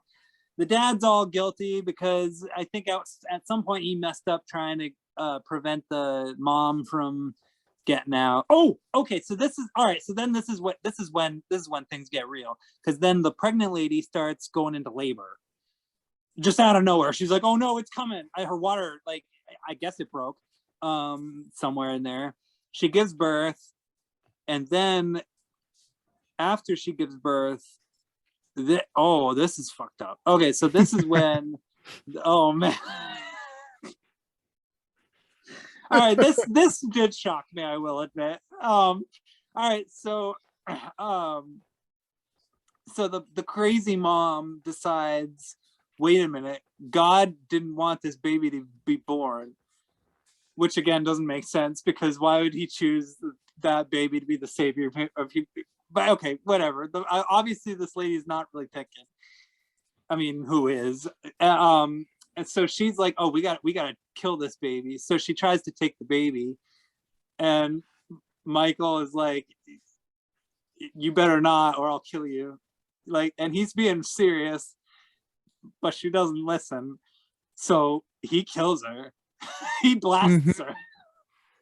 And the baby just ragdolls. Fucking Jeep like catches it. It's like, oh jeez. I was just like, oh. But then I was happy because Lucas Black saved the day. And I was like, okay, phew, all is right with humanity, because Lucas Black is one of my favorite people. So so then let's see. So then okay. So then the daughter, she kind of shrugs it off, because at that point the mom is kind of being a bitch to her, and is like, all right, well, I'm kind of mad at you, so I think I can get over your death for the time being. So Michael ends up having to square off, with all these demons, while Jeep has to go protect, because Jeep is supposed to be the protector of the savior of humanity. So Jeep has to go protect the baby and the mom and the teenage daughter. She's also kind of there as well. She actually ends up kind of being sort of the person who, because once they actually rescue her, she actually ends up being pretty useful throughout the rest of it, because it's like, all right, so now that you're back, now you can actually contribute to them, getting away from the actual baby being protected, while Lucas Black ends up inevitably, almost getting killed by the Gabriel, which I have to admit, that scene was a little bit funny, because he, like, just as he's about to kill him, he's like Jeep is like, go fuck yourself, or something. He says it in a really funny way. But Michael ends up getting killed, essentially, at some point. So I know Dennis Quaid in there, yeah. Oh yeah. Oh, I forgot about that. Yeah, Dad gets killed as well. I forget how, though. It was like just a slice, because what was happening was those other demons couldn't touch the baby now that it was born. Yeah. Gabriel was the only one that could kill it now. So he came in and started fighting Michael, and Dennis Quaid got in the way. His wings were made out of metal, and he just got like sliced up and fucked up. Yeah. Okay. That I remember now. Yeah. Yeah. So the dad gets sliced up, which that ended up being for nothing, actually, because Michael ends up getting resurrected. But spoiler. He helped a little bit, because as they were driving and getting away, the group, he turned all the gases on in the restaurant. Dennis Quaid did, and he lit the lighter and exploded him. But I forgot about that. No, ultimately didn't do much. Yeah, he killed a bunch of demons, or angel demons, like whatever you call them. So I guess that was definitely, so he fulfilled a purpose too. So that's good. All right, so the Dennis Quaid character actually ended up being really useful. It was all meant to happen at his diner, and he was supposed to get killed at it. So yeah, Lucas Black almost gets killed by Gabriel, but then Michael descends down from the heavens and saves his life. And then Michael says to Gabriel, you only did what God told you to do. I did what God needed me to do, or something like that. I forget what he said. Yeah. And so then Gabriel kind of just mopes away, and then Lucas Black, the Charlie, the teenage daughter. I don't even remember what the teenage daughter's name is. Rebecca. She's dead. She died. Oh, she did. Yeah, because when there was a car chase, because after the explosion, Oh, Gabriel okay. started fucking up the car, that was it. and Okay. the car flipped, and the teenage daughter just died. Yeah. All right. I forgot about that. Oh yeah, and there was that silly, like, they were going like 180, and they just slam on the brakes to throw him out the front window, That was which funny. caused a crash and everything. Yeah. I always love these like these crazy over the top action twists in these movies. So yeah, the baby's been born. Now then then Jeep has to protect it. Jeep is chosen by God to protect the baby, who's the savior of humanity. They drive away. Michael's like, have faith, or keep having faith. And as he's driving away, you see on Jeep's body that he's got tattoos that were the same tattoos that Michael had. And it's like, oh wow, so he's kind of fulfilling his destiny and whatever. Yeah, before like they all left, Michael told them to, I don't know, some cryptic bullshit about reading the scripture or whatever.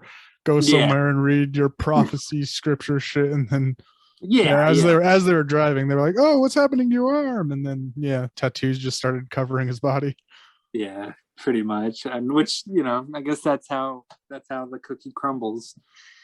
That's how God works in mysterious ways. So,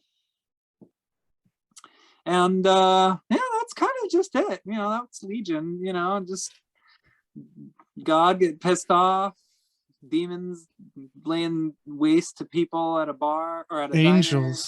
Angels laying waste to people at a diner. Some angels with machine guns and weaponry. Actually, one part I thought was really funny. After Michael goes out to go take care of the demons, he grabs like this heavy arsenal, right? He's got like these two big like assault rifles, and he goes out.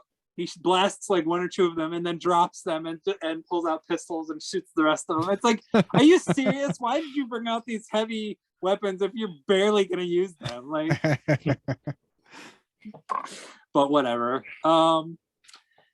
Yeah, it was definitely stupid, but I actually enjoyed it a lot. Like, it was a cheesy, silly, spiritual thriller that I got a kick out of. I mean, I would definitely watch it again just for fun. It's definitely not as good as like a lot of the movies of its kind where people get stuck at one place having to fight demons and monsters. There's definitely a lot of better movies, but I don't know. I thought this was kind of cute. I enjoyed it quite a bit. I'd give it a 3. Okay. Anyway, now you guys can share your thoughts. I mean, I'd agree with a lot of what was said. Yeah, it was fine. Yeah. It didn't blow me. I saw most of the twists and turns coming. Yeah. Me too. Like I knew the baby was going to be like that, protect that whatever savior of humanity once. Oh yeah, and then saw Michael coming back too. Wasn't surprised by that. Yeah, so it was good little action flick, kind of with some horror thriller in it. Yeah, I'd give it like a 2.5. I'd say probably. Yeah, that's probably more fair. It's an okay little action movie. What about you? What do you think? Yeah, I thought it was just okay. I mean, I really like those siege type movies where they're just hold down in one place. Yeah. So I like that aspect of it more than anything. Mm-hmm. But everything else kind of just like, this is okay. Yeah. So I gave it a 2. Cool. Okay. Yeah. It's one thing I just thought too about that siege type stuff is if God wanted this baby dead, he probably could have done it. If it's God. Yeah, it's a Thanos snap. Yeah, like they had them, all run away at that one point. Like Tyrese was like, "Hey, we got him on the run." I don't think if he really wanted the baby dead, they just keep throwing bodies and they would have eventually gotten through and I gotten agree. it. Yeah, it seemed like there had to be more to it. You know, it didn't. It couldn't just be that simple. You know, like I knew, and also I knew it was going to be kind of a silly, dumb movie anyway. Like, Yeah. although I don't think it's anywhere near as bad as people like say it is. Like, because I looked up reviews and a lot of people consider this to be like a really, really like bad, like one of the worst type of movies and all this stuff. Like I see it on a lot of worst movies lists and a lot of like, Yeah, and I I saw don't that. know. Yeah, I honestly don't think it's like anywhere near as bad as anything. Like it's no Assault on Precinct 13 or anything like that, but it's definitely not like a shitty, crappy, boring type of movie. Like it's all It's like right. an average movie for that time period. Yep. Yeah, Felt very know? 2010s. Yeah, very 2000s. Definitely. Yeah, it was. Yeah, I expected it to be kind of like stupid bad, but it ended up kind of just being more like, okay, I'm enjoying this type of bad, you know, like Deep Rising type of bad. Had potential. Yeah, Mhm. definitely has potential, but this movie could do with a remake. There's got to be a better way to tell this story. Apparently, there was a TV series Oh, called Dominion in 2014. It's set 25 years after the movie. Apparently, it was a Oh. sci-fi show, so I don't. It probably didn't do too well. I vaguely remember that existing though. But I never saw it. But I remember seeing, I think, like that title, like of like TV shows. Anyway, oh well. Interesting. Yeah. All right. Well, I guess I'll look that up later. But does it have Lucas Black in it? No, Okay. bunch of people I've never heard of. I might take my time with that one then. All right. So I guess we're getting to your choice now, Nick. Okay. My choice was it was Game Therapy. And this one was bad. Like the bad you don't want to watch bad. Unfortunately. Yeah, I mean it was definitely wasn't good. I'll put it that way. It made little sense from beginning to end, like plot wise for sure.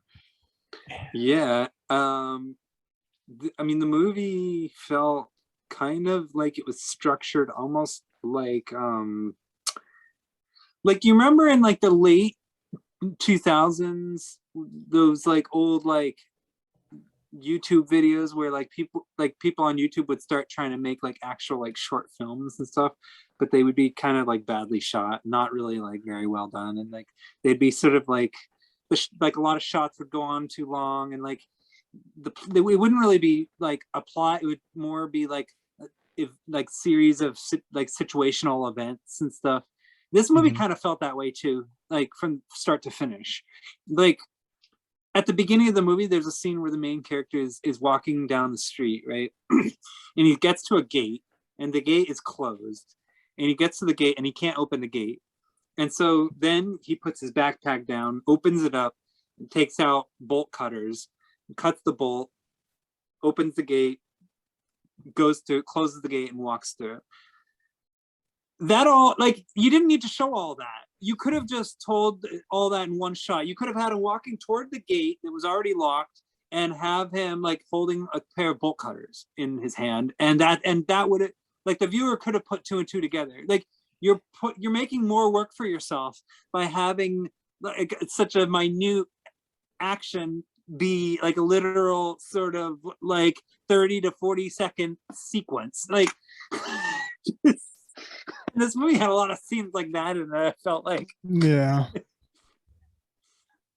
but I don't know. Do you want to try to describe the plot? Mm-hmm. Yeah, I can try, I guess. I Yeah. don't It's a fucking tricky plot. it's confusing. Yeah, no Yeah. plot It's a summary for bit this one. confusing. Oh Yeah. yeah. Yeah. Shit. We gotta really we really gotta try hard here. Okay. So it Alright. was an Italian movie, correct? Then like Yes. I did not Yes. know that going in, and I tried because I was even when I just started hitting play, I was like, this. Why are this like? It first started out with like that, like an interview with this game developer dude, and I was like, this does. Why is this ADR? What is this? I don't understand. Yeah. I don't understand because it was all right matching for most of the like the Yeah. lips and stuff, but Yeah. Wasn't the worst dubbing. yeah, and I had to and just kept going on. So even after that first scene, so I had to check, and oh, this was an Italian film, I guess. Yeah. And unfortunately, like they didn't have the on Amazon, at least they didn't have the original audio, Italian Yeah, audio. I couldn't find it anywhere. Yeah, Yeah. Yeah, it was a bummer. I tried. I would rather have seen that. Yeah. Yeah, because like you can do the best you can at dubbing, but it's still like it is still distracting. Yeah, you don't get the inflections of the voice or anything. Mhm. Yeah. They're Italian. I saw a lot of hand gestures. Yeah. Yeah. Actually, that was one thing. Because I always forget. Because like when I watched the movie Vortex, because when I was watching it, Dario Argento's in it, and I forgot that he was Italian because he speaks French, but like when he was speaking French, he was doing the hand gestures like he was speaking Italian. And so it kind of threw me off a little bit because it's like, what are you speaking French, but you're, like physically emoting, like in a lot of Italian movies, they do that type of thing. Anyway. Mm-hmm. So yeah, it's basically about video games, if you couldn't tell by the title. Yeah.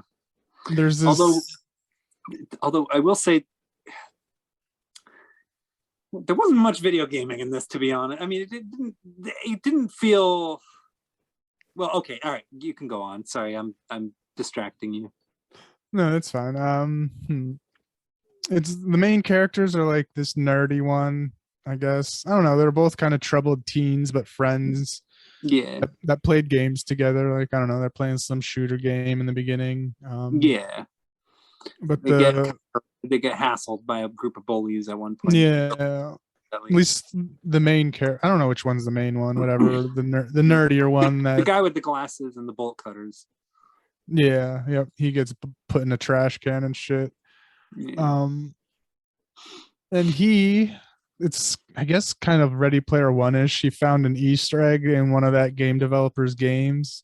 He was like the only in 27 million players that found it, and he located this computer, this giant terminal thing, basically a giant super duper VR machine. Basically, is what it was. Matrix. Yeah, very Matrixy too. Yeah, because there was like just code scrolling, and they had the chair thing that they had to jack into. Back into the head, yeah. Yeah. Yeah. It basically was like the Matrix, Matrix and Ready Player One and Tron, and like, yeah. The whole time I was hoping it would turn a little bit more existence, but didn't quite do that. Yeah, so they show both the teens having, trouble going to therapy and shit, but what happens is Frank is the nerdier one that finds it and everything. He brings his other buddy to it. Yeah. He says, "Oh, I got this new type of therapy, game therapy for you. This will help you get over all your problems and whatnot." Right. And he was explaining to him all how it works and everything, and I was just confused at this part. It was the first plot hole. I was like, how does he know all of this? Because he said, well, one person has to be there, but one has to be controlling it as well. Yeah. I was like, oh, how did you know that? But I don't know, maybe it's kind of explained-ish later, because he does go in on his own eventually sometimes too. Yeah, I think they explain it in passing, like, but yeah, it's but, yeah. Either way, this program's like, virtual reality gaming, but like way more intense. Like you're actually in there. So it's cheesy as fuck. The first game that they play quote unquote was like an Assassin's Creed type ripoff. They had like basically had like a really like a cosplay Assassin's Creed costume on. It was really Spirit bad. Halloween costume. Yeah, yeah, but definitely Assassin's Creed. Okay, I guess it's pretty much, it's not so much video gaming as much as it is virtual reality. Like there's very little actual like because when I think video gaming, I think of like physical interaction like with a screen, whereas like virtual reality, like it's one thing if you're doing it with like a controller and like a headset, but if you're getting strapped into a chair and you're like getting like injected into a virtual reality world or whatever, like I can't really call it a video game anymore. It's like that's like Johnny Mnemonic shit or like Shadowrun, like that kind of stuff. It's like that's got like a gray area. That's not really video gaming. So the fact that they kept on calling it video gaming was a little like, it kind of started frustrating me a little bit because it's like, well, it's kind of more like virtual reality transference. It had like game elements, like he had objectives he was supposed to do and shit. Yeah, it had video game elements for sure. Yeah, I guess in that way, it was sort of following the Tron formula. But even so, Tron's about people getting sucked into a game, so I guess that's like a bigger breaking of the rules of video games. So never mind. But yeah, so he's in that Assassin's Creed world doing stuff, getting his getting his legs under him, figuring out how his body works in it and shit, and I don't know, fails miserably. Yeah, like you see him try and do like a jump assassin and just misses, and yeah. I love that. That was funny. And you wanted to see one of the dancers naked too. He's like, "Can you make her naked?" And he's like, "I could, but I'm not going to." Yeah. This movie needed to delve more into virtual reality sex. Like that was something that there was an untapped world that this movie touched upon, but didn't go into enough. I feel like there could have been a better movie in there.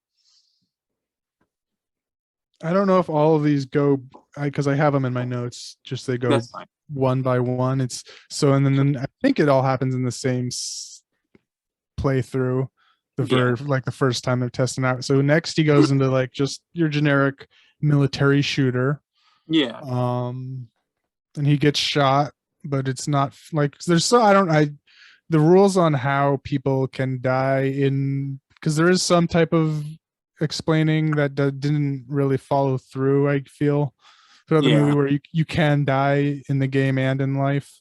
Yeah, but nothing ever happens. It's like, and it didn't really follow through in the end in the end fighting either. But anyway, he gets shot in there, so he gets hurt, but the next level was a disco party. So it was like, and I saw like on the Game Master screen, it had like those, the directional pads. So it was like a DDR, I guess, type game. Yeah. And he doesn't do it. He fails and just walks out. And then because this is all just setting up all the games that they go through really quickly. The next one is like Uncharted, Tomb Raider type game. Yeah, which unfortunately, like if they had been more like those games, it would have been cooler. But I don't know. Maybe they were working with a budget. It's just, I think they were totally ripping them off because at least the costumes were 100% Assassin's Creed. Yeah. And Uncharted one was definitely Nathan Drake. Yeah, he had the Uncharted costume on. But I guess I guess I would have preferred it to be more blatant. But maybe they would have ran into rights issues and stuff. That's the thing. Like everything, they would have been sued to hell. I want them to do is illegal. So yeah. I mean, it's Italian. They can get away with it. Right. It's a different country. Yeah. They can just, pretend that they don't know the rights. mean, of other country. They'd be I like, know oh, they've done that previously, like yeah, pleading But- ignorance. Beyond Terror was like Texas Chainsaw Massacre 2 or something like that in Italy. Oh yeah, yeah. They have done stuff like that. They've retitled all kinds of like movies in ridiculous ways. So, but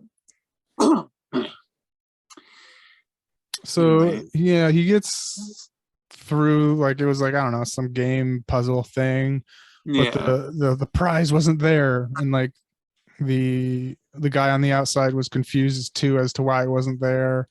So they just chalk it up to it's coding or issues or something. Something's wrong. We Yeah. don't know. Something mysterious is wrong, obviously.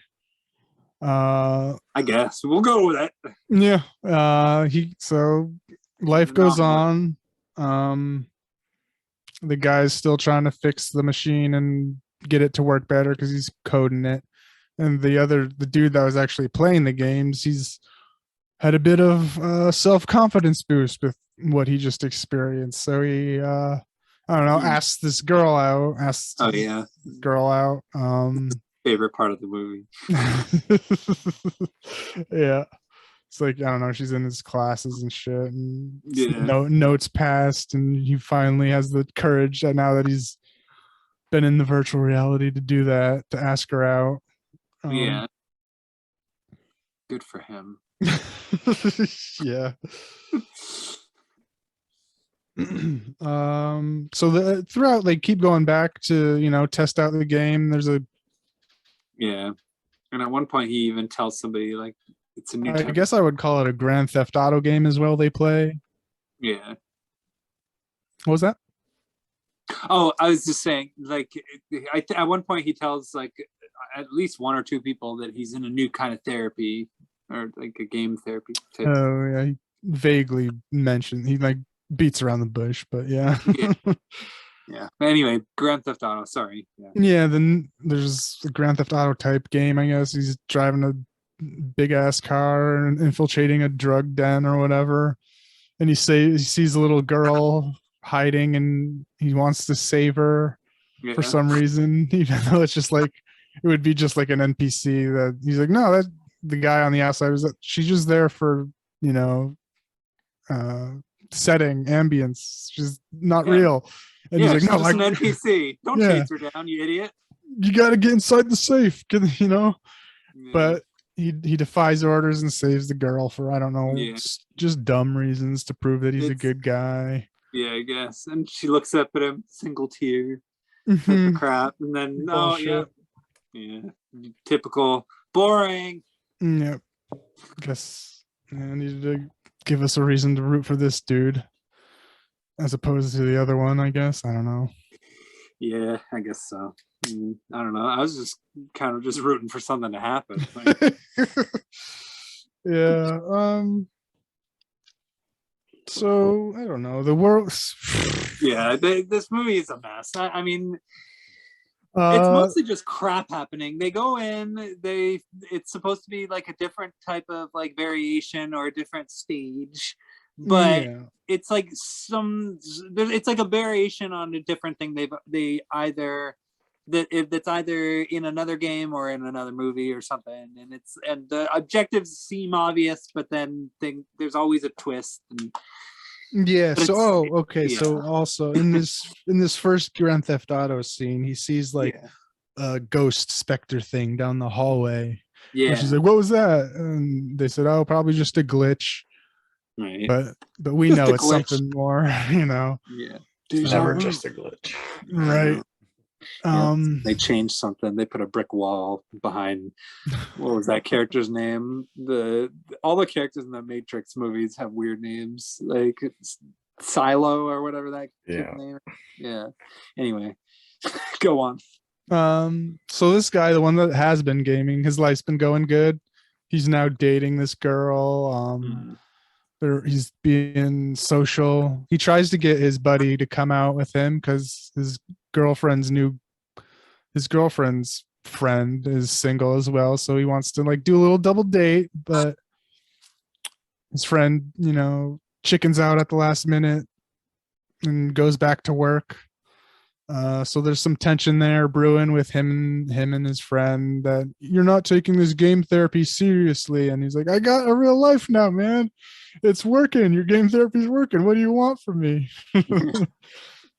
Yeah. So he goes, so they go back in and back to the Uncharted. He says, I got your last save point loaded up. And they kind of, at this point, it's revealed that the Frank, the one that's been, controlling it, has an ulterior motive. It was, I don't know, they're trying to get some key of some sort to unlock full coding potential of this virtual world.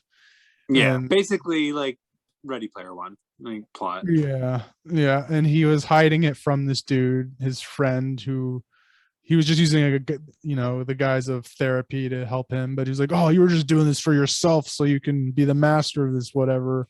So they have a fight. And then isn't there like I remember there was like a situation where like him and his girlfriend or whatever like have issues. Yeah, there's like, yeah, that like at the end of the second act breakup type thing. Yeah. Cheesy, Yeah. predictable. Like I saw that. I've had better sex in VR. Oh yeah, he basically says like it That's what wasn't he the same. said. It wasn't the same as porn or whatever. That was my favorite. Like That was so fucked up.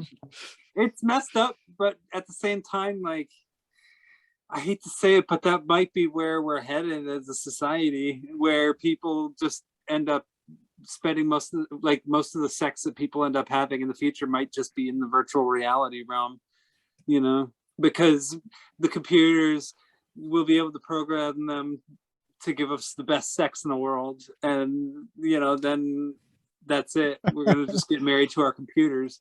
Yeah. That's what they want. That's how they'll take us over. Skynet. Yeah, we're all going to be married to robots, computers, androids, cyborgs, sex bots, you name it, all of it. We're all just going to be banging computers. Yeah. So eventually he's doing, I think this is basically the last one that, well, he's in the Tomb Raider one, and that mysterious specter actually starts attacking him and almost captures him fully. Mm-hmm. But there's an eject button. There's always an eject button that like just immediately bounces you out for safety and stuff. So he gets ejected out of that, but he's like, I almost died in there. I'm not going back in ever. And that's when these two guys, separate and break off.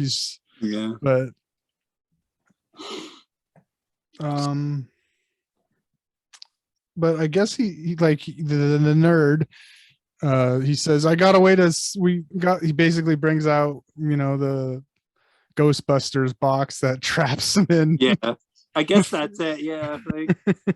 He's like, I got this machine that'll capture this dude. We just have to get close to it. I don't know really, like, I guess he was just upset that he lost his girlfriends. I don't know why he came back to his buddy. And it's the thing's fixed because the whole time there's this broken seat next to him, but now it's fixed. So they both go in together and do some co-op gaming, I guess. That's what it looked like. I guess that's how I would describe it. Co-op gaming. Yeah. Mm-hmm.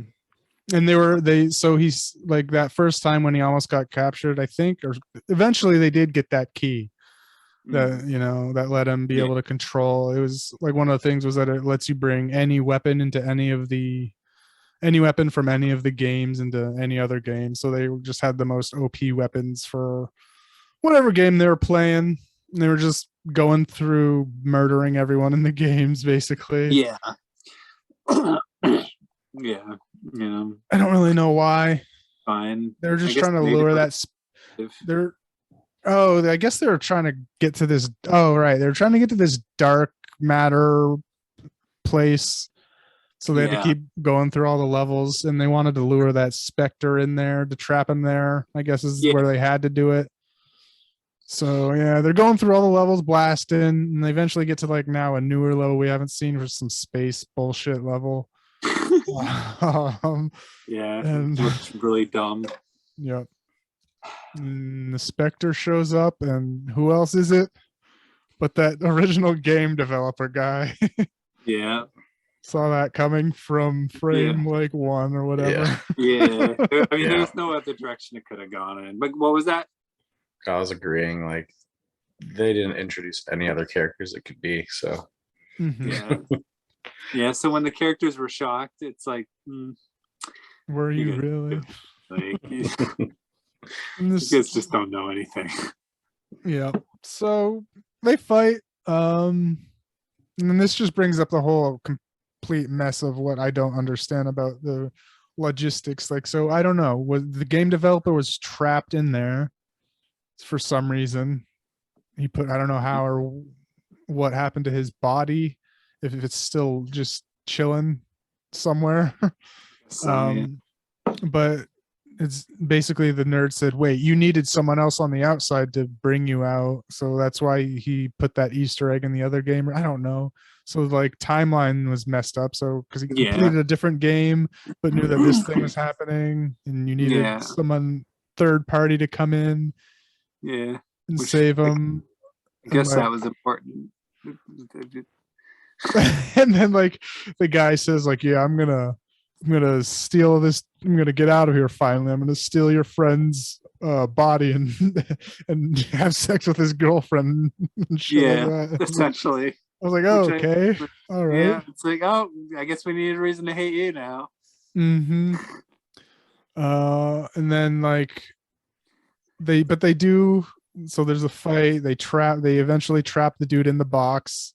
Yeah, But as he's getting trapped, he chucks a knife at the main guy that's been gaming. I don't know, yeah. Pulled His the name was- old knife trick. John. His name was John, and he gets killed. So Yeah. but it pops him right out of the game. So I don't. That's what I was confused about. I was like, so you Yeah. can die or can you not die? I don't get it. Yeah. Like I guess he you just can. died and popped him Yeah. right out. Apparently, you can survive just fine in a video game, or survive just fine in real life.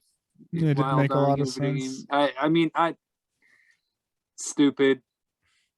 Yeah, and like before they went in, they were like, "Oh, but there's not going to be anyone else to hit the eject button." I thought like maybe the Yeah. girlfriend would stupidly show up for some reason and eject him out. That's what I was expecting to have happen. Yeah, but Didn't, and he just No. died. He just died and Yeah. got popped out. And like I guess for whatever the plan was, he couldn't, like the main controller, Frank, his name was. He had to stay in there. I guess he would be trapped in there to do, I don't know, whatever. yeah, 'Cause he was all mopey and shit too, saying this is way better than real life. I don't want to get out anyway. right. So, he gets trapped Yeah. in there. I guess so. Which is like, all right. Well, I guess I if just you'd like, rather yeah, I be just feel like, fine. oh, he sacrifices himself or something. I don't know. I don't know why or what the point of any Well, of like, why did there even need to be a human sacrifice in the first place? Like, it. I it don't just- know.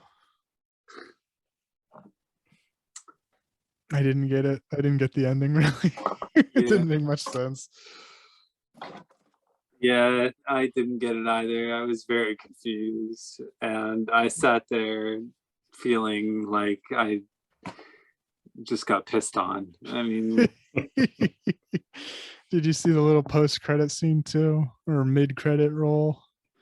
I did actually. Yeah. What did you think of that? Oh, yeah.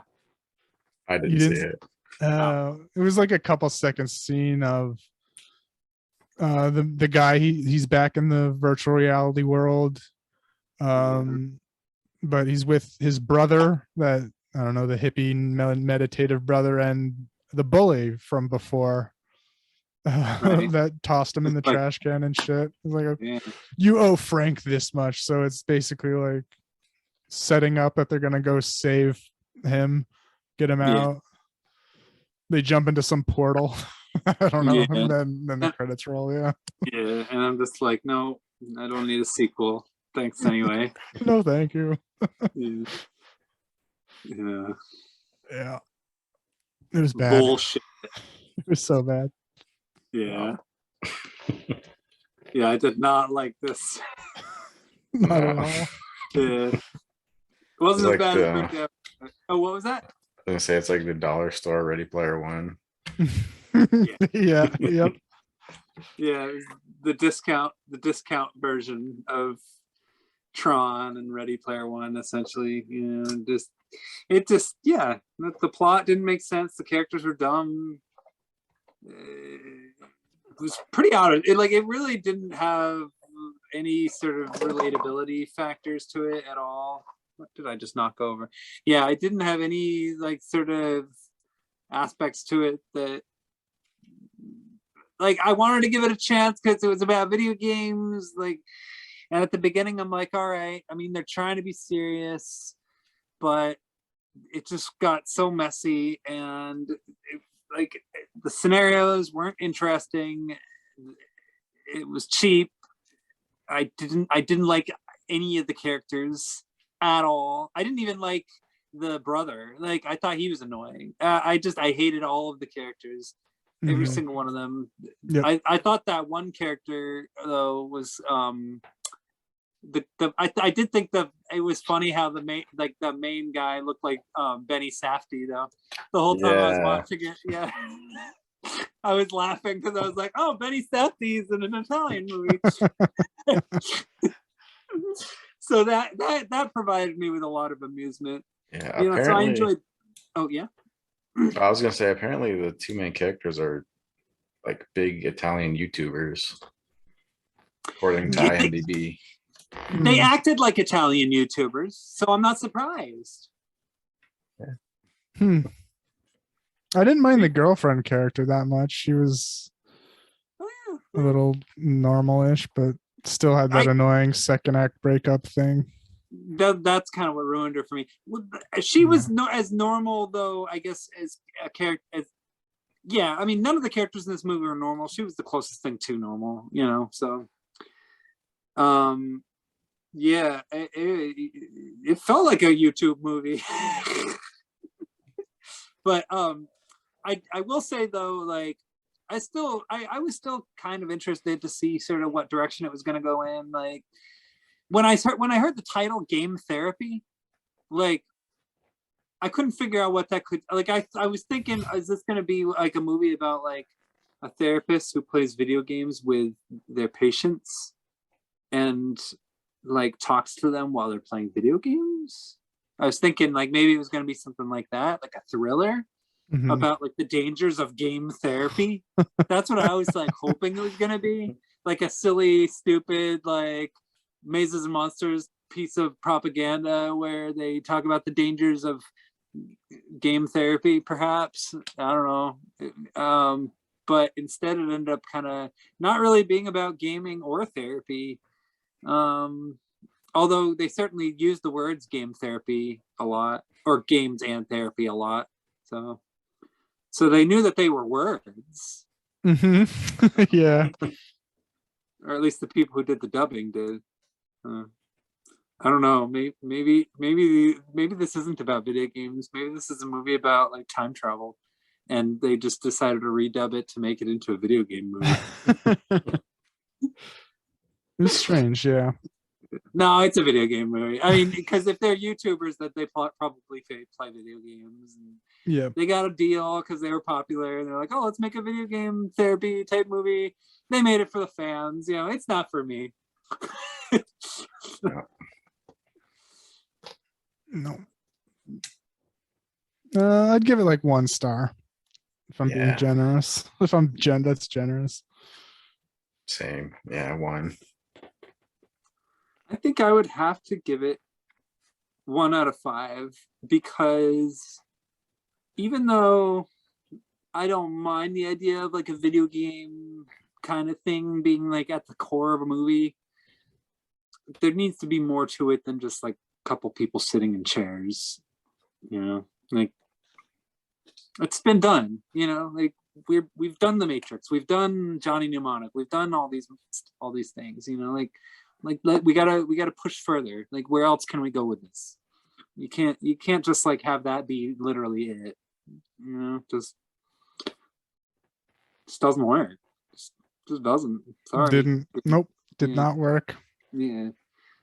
but it was worth a try, I guess, for us to learn that it doesn't work. Yeah. So at least we learned something. I mean, I'm trying to be positive about game therapy because it is a movie that was made. So, but yeah, it just didn't quite work. So. But it was definitely interesting to sort of check out because I'd never heard of it. So yeah, me neither. I want to see more foreign movies about video games. Yeah. Like I want to see what else is out there. Like I'm tired of hearing what the West has to say. Like what other virtual reality type of realms exist out there in this world? You know, let's get the recommendations coming. I'm sure there's some crazy Japanese shit. Oh yeah, I bet they have a bunch. Yeah. Yeah, I want to watch the Japanese movies about virtual reality. That's my next destination. All right. So I guess that concludes today's episode of A Couple of Flicks. And so now we are going to choose movies from the 80s. We're going to jump back to the 80s because there's just too much still that we haven't delved into. And it's like so many little mysteries out there. So we're going to dive back into the 80s. So I'm assuming you guys have chosen films, that you'd like to have us all view. So do you want me to give my choice first, or do you guys want to give your choices first? You can go ahead. Sure. All right. I'm choosing a movie from the late 80s called Leviathan, starring Peter Weller. I've heard of it, never seen it. I'm curious about it. It's an undersea movie, from what I understand. It looks like an oceanic thriller. I'm curious about that. I want to see what Peter Weller can do underwater. So I've heard of it, haven't seen it. Yeah, 80s movie. Oh, mine. I'm gonna choose The Peanut Butter Solution. Oh, nice. Have you seen that one? Yeah. Okay. Yeah, I want to watch it again. Yeah, I've had it for a while, and it seems very interesting. So it is. Yeah, it's definitely interesting. Very messed up. I'm looking forward to watching it again. I don't know that one. Well, Peanut Butter Solution. The title must conjure up all kinds of imagery. I am going. It's actually kind of in the same. Like, I'm gonna go with actually, I'll do Mannequin from '87. okay. Cool. All right, Mannequin. Yeah, I know what Mannequin is. And I know that there's a sequel to it, but I've never watched it. It's a mystery. So. I hear the sequel's even better. Oh, good. Well, I got something to look forward to. Maybe it'll be as good a sequel as Weekend at Bernie's 2. All right. Well, until next time, have a good night, everybody. Sweet dreams. Yep. Have a good one. See ya.